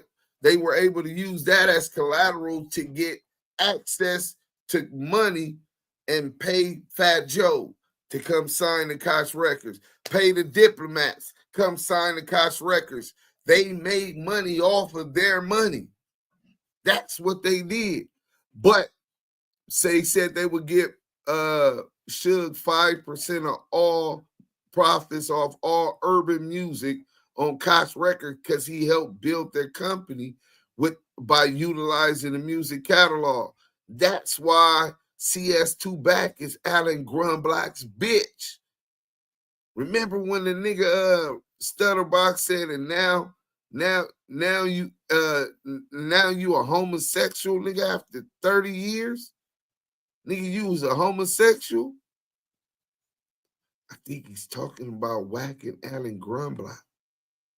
But we're gonna get to that. Let's finish this and I'll play the contradicts dude's claim that he was put on the phone. The reason why that is such a big deal is because that is what ties Big U to the crime. Without Big U being put on the phone during the robbery and inviting dude to the house, Big U is not this mob boss extortion racketeering figure that they try to paint him out to be. What happens is then now Big U is just a guy who saw some of his little homies with a bag, asked them where they got it from. They told him, and he called dude over and told dude, hey man, go on, get some of your money back, man. Monday CRM has the best AI features in the game. Especially in sales. Hands down. So for me, email composition. Next time, call me ahead of time. I can probably stop that from happening to you. That's not a crime. He's looking out. He a good Samaritan if he do that. You know what I mean? So they taking him from being a good Samaritan to being an extortionist with that one simple move of saying that he got put on the phone during the robbery. However, that's conflicting with what Loose Cannon is saying happened. Loose Cannon is saying he got double crossed because he didn't know that the victim was supposed to be showing up to the crib and they just popped up. It caught him off guard. I know a lot of y'all don't like Big U for whatever reason. And a lot of y'all are just now learning about him from this. So what I want everybody to do is focus on the facts of the case. Focus on the facts of the paperwork. We're going to give him his fair shot just like we give everybody else. From what I see right here, I'm not convinced, especially now that I have found out who this victim one is, which we're going to take a deeper dive into that in another video. But now that I know that victim one had a case that he caught prior to, you know, this whole situation going down where he started cooperating with the feds, I can see clearly, in my opinion, that he just sacrificed Big U. He was motivated to tell on somebody because he was facing a charge, and Big U was somebody he felt like was expendable. I think that he was going around trying to use the rolling 60s and all of that for clout, and, you know, he was having to pay for it. You know, not necessarily strong arm, but you know how guys do. They come around, you want to pull up, hey, bring me 10,000, bring me, you know, and he was having to pay. And at some point he realized, man, I'm putting a lot of money into this. I ain't getting nothing out of it. So he started trying to come up with schemes, and you know, he is eventually landed where he is right now, which is in a bad situation. But victim one, in my opinion, is not credible at all. Like I said, we're going to do more of a breakdown on victim one and who he is. He's not credible at all. He's really passed all of his credibility to Loose Cannon. In one phone call, he basically said Loose Cannon is the guy who should know everything based on what he knows. And Loose Cannon saying he didn't know that Big U was talking to him or that he was finna show up at the house or none of that stuff. So look like these two guys got some conflicting stories, but they use both stories in the indictment. That's what's crazy. The government picked through the stories and used certain parts, you know, and that's why I want the jurors. Big U's team to look into the grand jury transcripts, just like Dirk's team is doing, because it's possible that they lied to the grand jury. It's very possible that they lied to the grand jury about what was said. That's as why far they as don't Loose want to Cannon give and Big U being involved in that robbery. If they present it to the grand jury, that's why they don't want to give Big U his motherfucking paperwork. They don't want to give Big U the paperwork because when he gets to grand jury, not only will he know who the rats is, nigga, he gonna find out that they let these rats snitch and that's gonna get this case thrown out, bro. Nigga, prosecutorial misconduct, bro. That's why they don't want to give Big U his paperwork, nigga. They know that niggas lying, and they brought this to the grand jury to get an indictment, nigga. This nigga is shy. Hey, salute to this brother, man. We got 2.5 jury that this victim stated this content, and that this was later corroborated by Loose Cannon in an interview. They may be in trouble. They may be, you know, looking at grounds for a dismissal because Loose Cannon actually did not. What he provided is called exculpatory evidence, which means that it excludes Big U from being involved. And that's what it did by saying that he didn't know nothing about dude pulling up or none of that. That directly contradicts the claim that Big U was placed on the phone during the robbery. Now, if he's acknowledging Loose Cannon as the go-to, that means he's acknowledging Loose Cannon as the person who committed the robbery. He laughed when Loose Cannon said, remember when I came in there with my squad and we took everything? He laughed like, yeah, you crazy. You know, so he's identifying him as the person who did this. But now you two are conflicting as to whether or not he put Big U on the phone during the situation. He's saying he was caught off guard. You saying you don't think he's lying about that. Make it make sense. If this case does go to trial, I'm interested to see how it's going to play out, considering that I know a lot of the people who are witnesses are not going to want to come forward and be witnesses. People like WACK100. Right now, he's skating because he's not popping up in no paperwork as far as, you know, being a witness and actually talking to them. But if this case goes to trial, I expect them to call WACK. I expect them to call WACK and ask him about being ran down on. I expect them to call WACK and ask him about the no jumper interview and several other things. If this case goes to trial, expect a lot of publicity, and it's probably going to be a circus because a lot of these guys are not going to want to come forward and say the things they have been saying, not out of fear, but just simply because they lying. And so many different stories have been put all over the internet now that there's evidence that they are lying. But this is just one take. This is just one breakdown. We're going to break down each different segment of this indictment, man, and see what's really going on with this case. I noticed a lot of people been talking about it and talking about the fact that he got charged and stuff, but nobody really looking into the evidence and breaking it down. So I'm going to dive into the Big U case, man. I just want to take the time to thank y'all for tapping into this. Appreciate everybody. Hit that like button while you're here. Leave me a comment. Let me know what you think about this video. And don't forget to subscribe to this channel. It's your boy, Byron Blake. I'm out. I didn't go to college right after high school, and now I have this fantastic opportunity. And Hey, to anyone look, else that also didn't go, I would say Byron Blake. I'm typing in this chat. Hey, I want everybody. I'm gonna put this in the thing. I don't know Byron Blake, but he can find me. Let's collab on this when Big U send me his paperwork. Big U send me his paperwork. So when Big U send me his paperwork, great minds, more than one great mind is better than two great minds is better than one. Let teamwork make the dream work, man.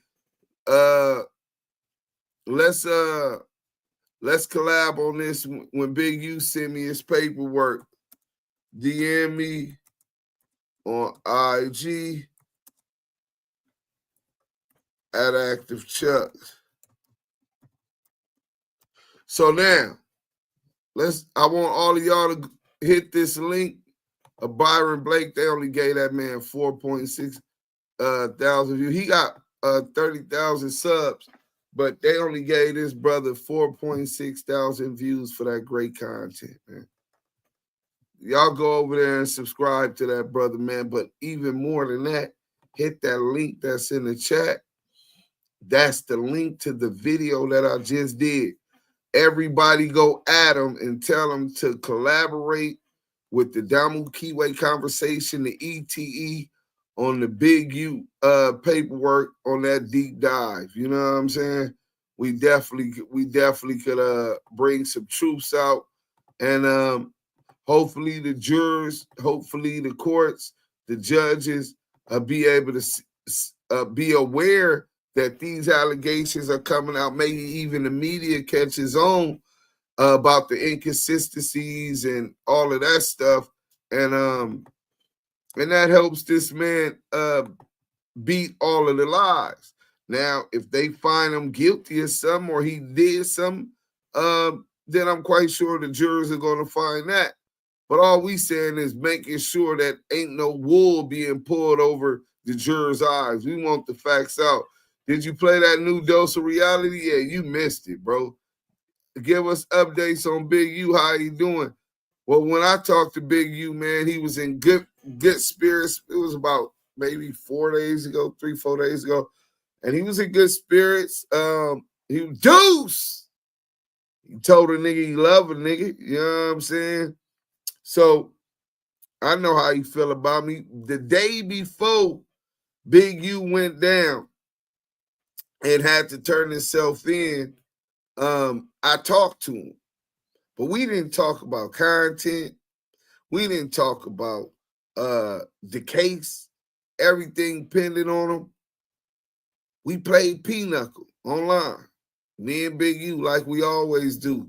And we know the elephant in the room, and I know that's heavily on his mind because Reggie Wright Jr. texted me and said, your boy Big U is in bad, some shit he said. They coming for Big U, and when the hip hop police, Reggie Wright Jr., Veggie Wright, text my phone and said that they was coming, nigga, I was in here like, did I do anything?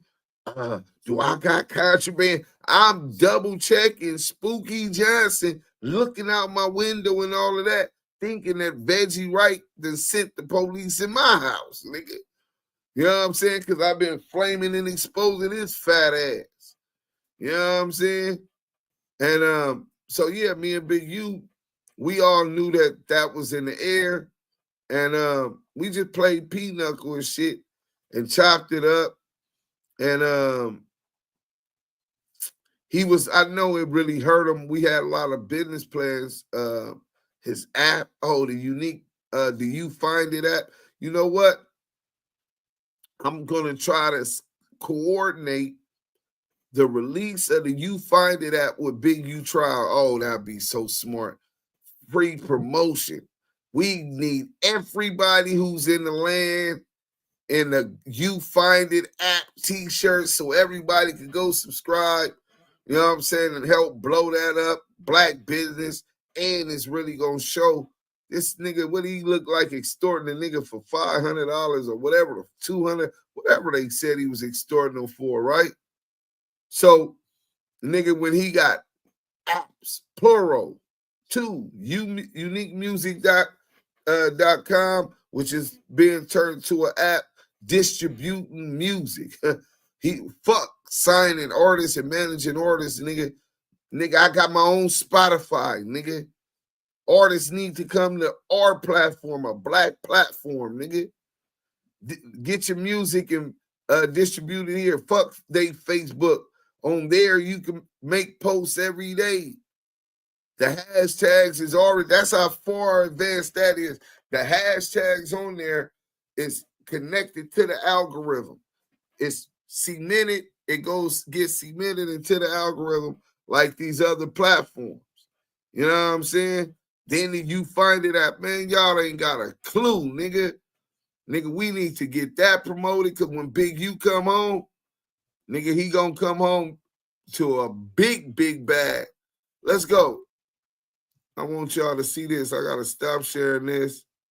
And I could close that Byron Blake. Hey, go to that link I put in the chat. That's Byron Blake shit. Tell them the Damu and Kiwe Conversation podcast Go tell him he needs to collab with the Damu Kiwe Conversation podcast. I like this brother's analytical mind. That's the sign of a powerful person.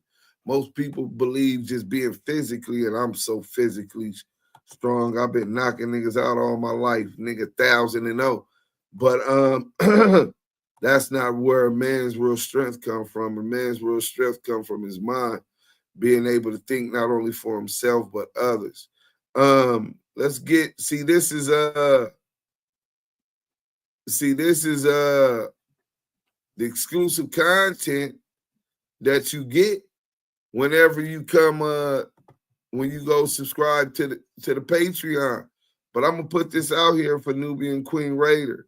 So Nubian Queen Raider, I hope y'all can hear this. This is Alan Grunblock from Koch Records E1. And I just want you to pay attention to the part where I say that what happened with the money, the deal that you were supposed to be paying Suge Knight 5% of all urban music. Reggie Wright Jr. and WACK100 took the contract from Suge when he went to jail. They stole that. Alan Grunblock stole Suge money. Reggie stole Suge money. David Cannon stole Suge money. Jimmy Iovine stole Suge money, utilizing the Tupac catalog to make money without paying. And even that which was paid, Reggie funneled with a different account that said Death Row. Let's get to this content. Let's go. Hold on, let's stay on the phone for a minute. He gonna call back. It'd be kind of low. He call me right back. You ain't doing shit anyway. I don't know how you don't do a live a day. Every day. No, I didn't do that. That's why I didn't put that up today, because so I can do a live, because it kills the video off when I do the live. No, you can do both. I'm up here copyright. Hold on, this Alan right here. See, I tell you how motherfuckers call Riz. You ain't right there, Riz. Good morning. How you doing? Hey, how you doing, buddy? Good. Hey, I'm calling you right quick. I got this guy on the phone with me. I've just been arguing with him. And I said, let me call Alan to prove to you. So these guys don't think I had anything to do with Death Row. I was just a janitor. And I was like, man, I'm the one that set up the deal with Alan and Koch and all of that. And they don't believe that. Can they hear me? Yeah, he's on the phone. I'm here, Alan. My name is Juice Sims. Nice to meet you. Nice meeting you. So what happened was, this was 2000, right? Yeah. So we heard, I mean, listen, everybody wanted to distribute Death Row, right? So we heard that Suge Knight was getting out of prison. So I had a bunch of guys, you got like teams of street guys out there, right? So I said, anybody who gets me on the phone with Reggie Wright, I'm going to give them a bonus. So I knew Reggie was the general manager of Death Row.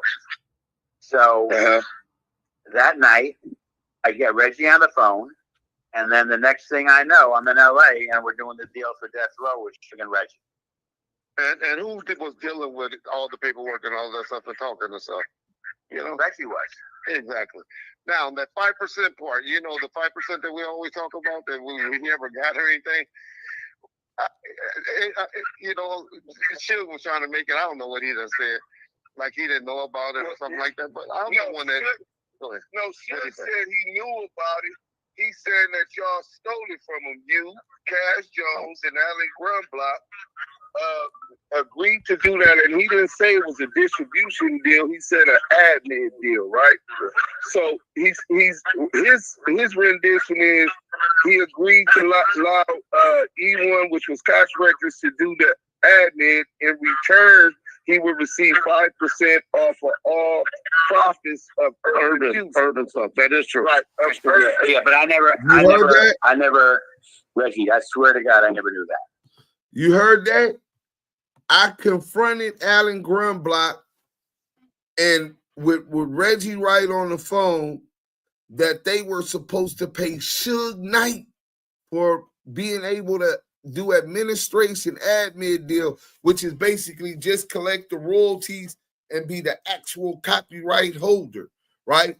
They able to utilize that, utilize the money from that, and invest in their own businesses. Where you think that $300 million from Death Row went?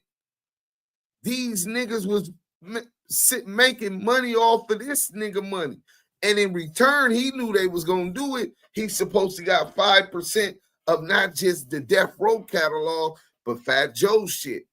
Oh, Jim Jones shit. Dipset shit. Busta Rhymes shit. Mr. Capone. And High Power Entertainment, the Mexican rappers. All that urban music that sold, he's supposed to got 5% of the profits. But when he went to jail, they cut him out. Now you hear the small hat on here. Reggie admit that it was true. Suge told us it was true. And Big U told us it was true. And now you got this small hat on here saying, playing stupid, like we stupid, like he didn't know. Let's catch that one more time. Run block agreed to do that, and he didn't say it was a distribution deal. He said an admin deal, right? So his rendition is he agreed to allow E1, which was Koch Records, to do the admin. In return, he would receive 5% off of all profits of urban stuff. That is true. Right. Yeah, but I never, Reggie, I swear to God, I never knew that. Yeah, we had put that. That's what me and Alan, me and Mike. I got you. That's what me and Mike had got into it about. Where, yeah, but I swear. I mean, listen, I'm a real straight up person. Yeah, I know you are. Yeah. So okay, you didn't deal with the paperwork. It was me and it was me, Michael, but I was never aware of that at all. Yeah, but that was put in the deal. And so she'll give you right about that. Yeah. Okay, but that's all. I just hate that the guys out here on the internet be trying to make it like I was nothing but the janitor. No, Reggie, you were general manager of Death Row. I know. No, I was general manager. I was general manager of Koch, and Reggie was general manager of Death Row. Yeah. And started stuff together, and then at a certain point, I let Koch and Suge do the, they. And you and Suge are great friends to stay. Yeah. I love Suge. Yeah. Hey, Alan, were you also involved in the Deja 34 deal? I mean, why didn't you want to go there? What's that about? Sure, I'm friends with Money Mark. Oh, well. Did you hear this guy is supposed to be a businessman, a small hat? I said, were you involved with the Deja 34 record deal with Koch Records? That's the company of Shaquille O'Neal and Money Mark Stevens. He said, what's that about? He becomes suspicious, right? Now, remember, I'm quite sure the feds talked to Alan Grunblock about the alleged kidnapping by Shaquille O'Neal and Mark Stevens ordering the kidnapping the Stutter Box. But this is why his antennas go up. Let's go. I interviewed Money Mark, right? And he would. You don't have to ask any of this stuff if you don't want to, Alex. Yeah, I don't know you like that, right? Yeah. So. Yeah. Yeah. I mean, listen, you got me on the phone. I tell them you're me and Alan and Wax are great. Said, I don't know you like that. To talk about Deja 34 records, what's the big secret? I just asked about, were you involved with the record deal with Ray J and them? What you mean you don't know me like that? Nasty work, bro. It's a whole lot of secrets. I can tell you that. Yeah, we are all great friends. Alan loves WACK100. They pay a lot of money to go. Yeah. I didn't say nothing about WACK100. I was just talking about. I'm just telling you. Ask about Money Mark. I love Money Mark. Money Mark's my friend. What Money Mark? I wasn't a friend. He called him a friend. I just interviewed him. I'm the host of the Damu Kiwe Conversation podcast. and we were talking about, obviously it got to WACK100 because he was explaining to me at that point that he had gave WACK100 a job. He said he had talked to Alan Grunblock. Once he talked to you, you guys said you're not doing the deal because he has some kind of contractual obligations with Suge and Death Row. Once he said once he met with them, they went to Vegas, smoked cigar. He said they met 3 times. That him and Suge smoked cigars in Vegas. Alan, this ain't why I called you, man. I don't know what he did. Yeah, I don't know anything about that. You know, that I don't know. But the one thing I'll tell you is, you don't know me from Adam, right? One thing, I get it. Everybody know you, Alan. They know of you. You know, they know you. You know, right? All this shit about all these people like saying lies about me and stuff like that. It's because I was always loyal to Suge Knight. Correct. Because Suge Knight and Reggie were the people we did the deal with. We had a great relationship. We were totally straight up all the time. Correct. And listen, I got into some serious trouble because I was loyal to Suge Knight, and I'm not gonna say what that is. That's too much of a hot potato. Yeah, right. This man was I would visit. And this guy, and let me just say this out. This guy right here loves Suge Knight too. This guy right here. Okay, all right. Yeah, I was able to call him a friend. I'm able to call Suge a friend. He does him also, right? Okay.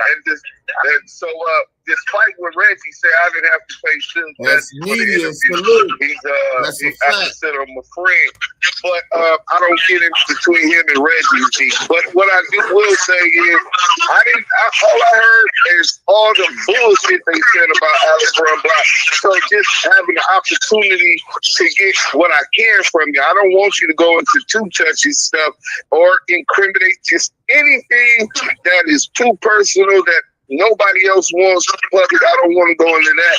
Just say. No, like I said, this is not an interview, and we're not calling it. I just called the show one day to you.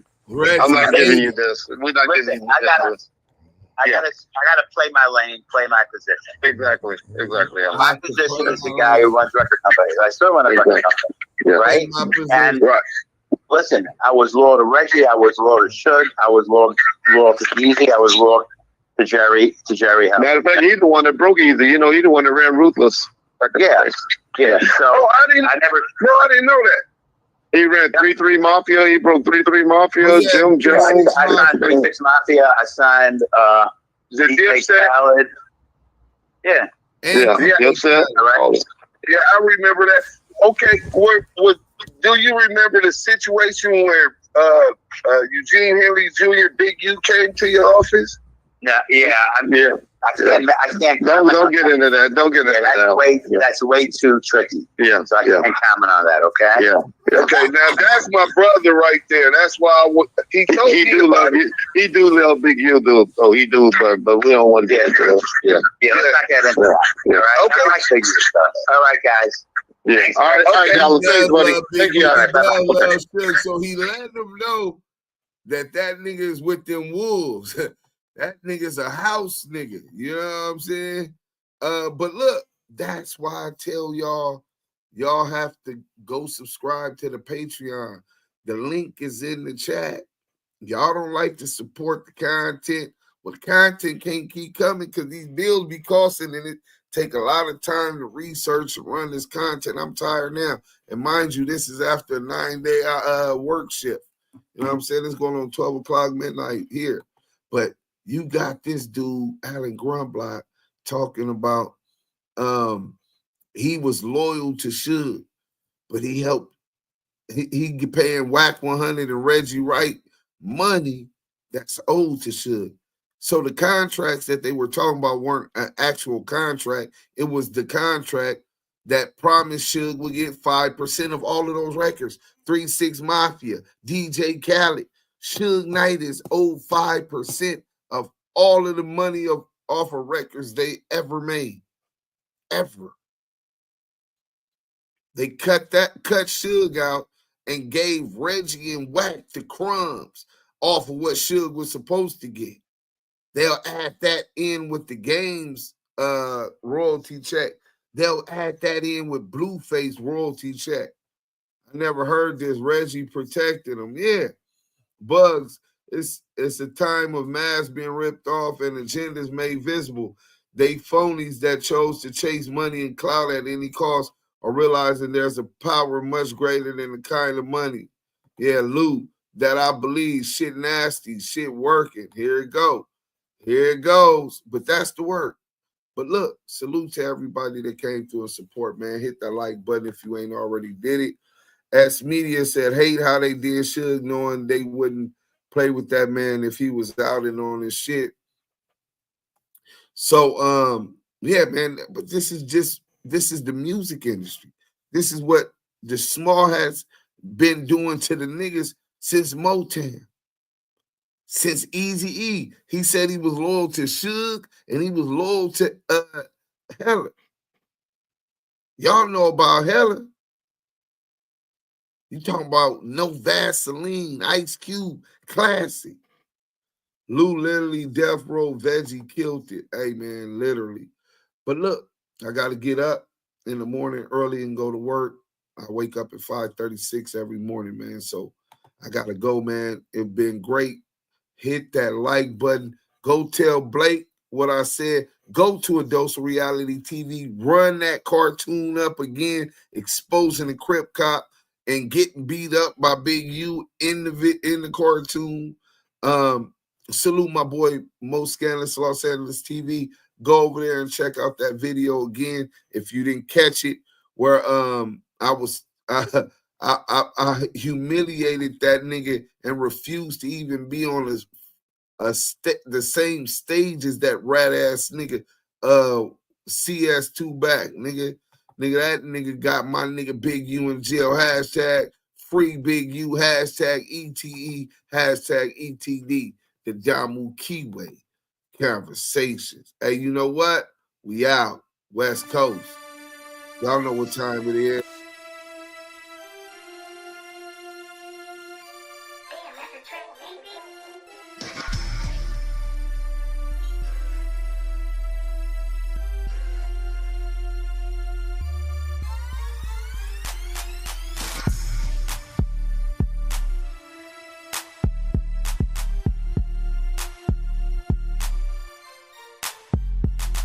We gone.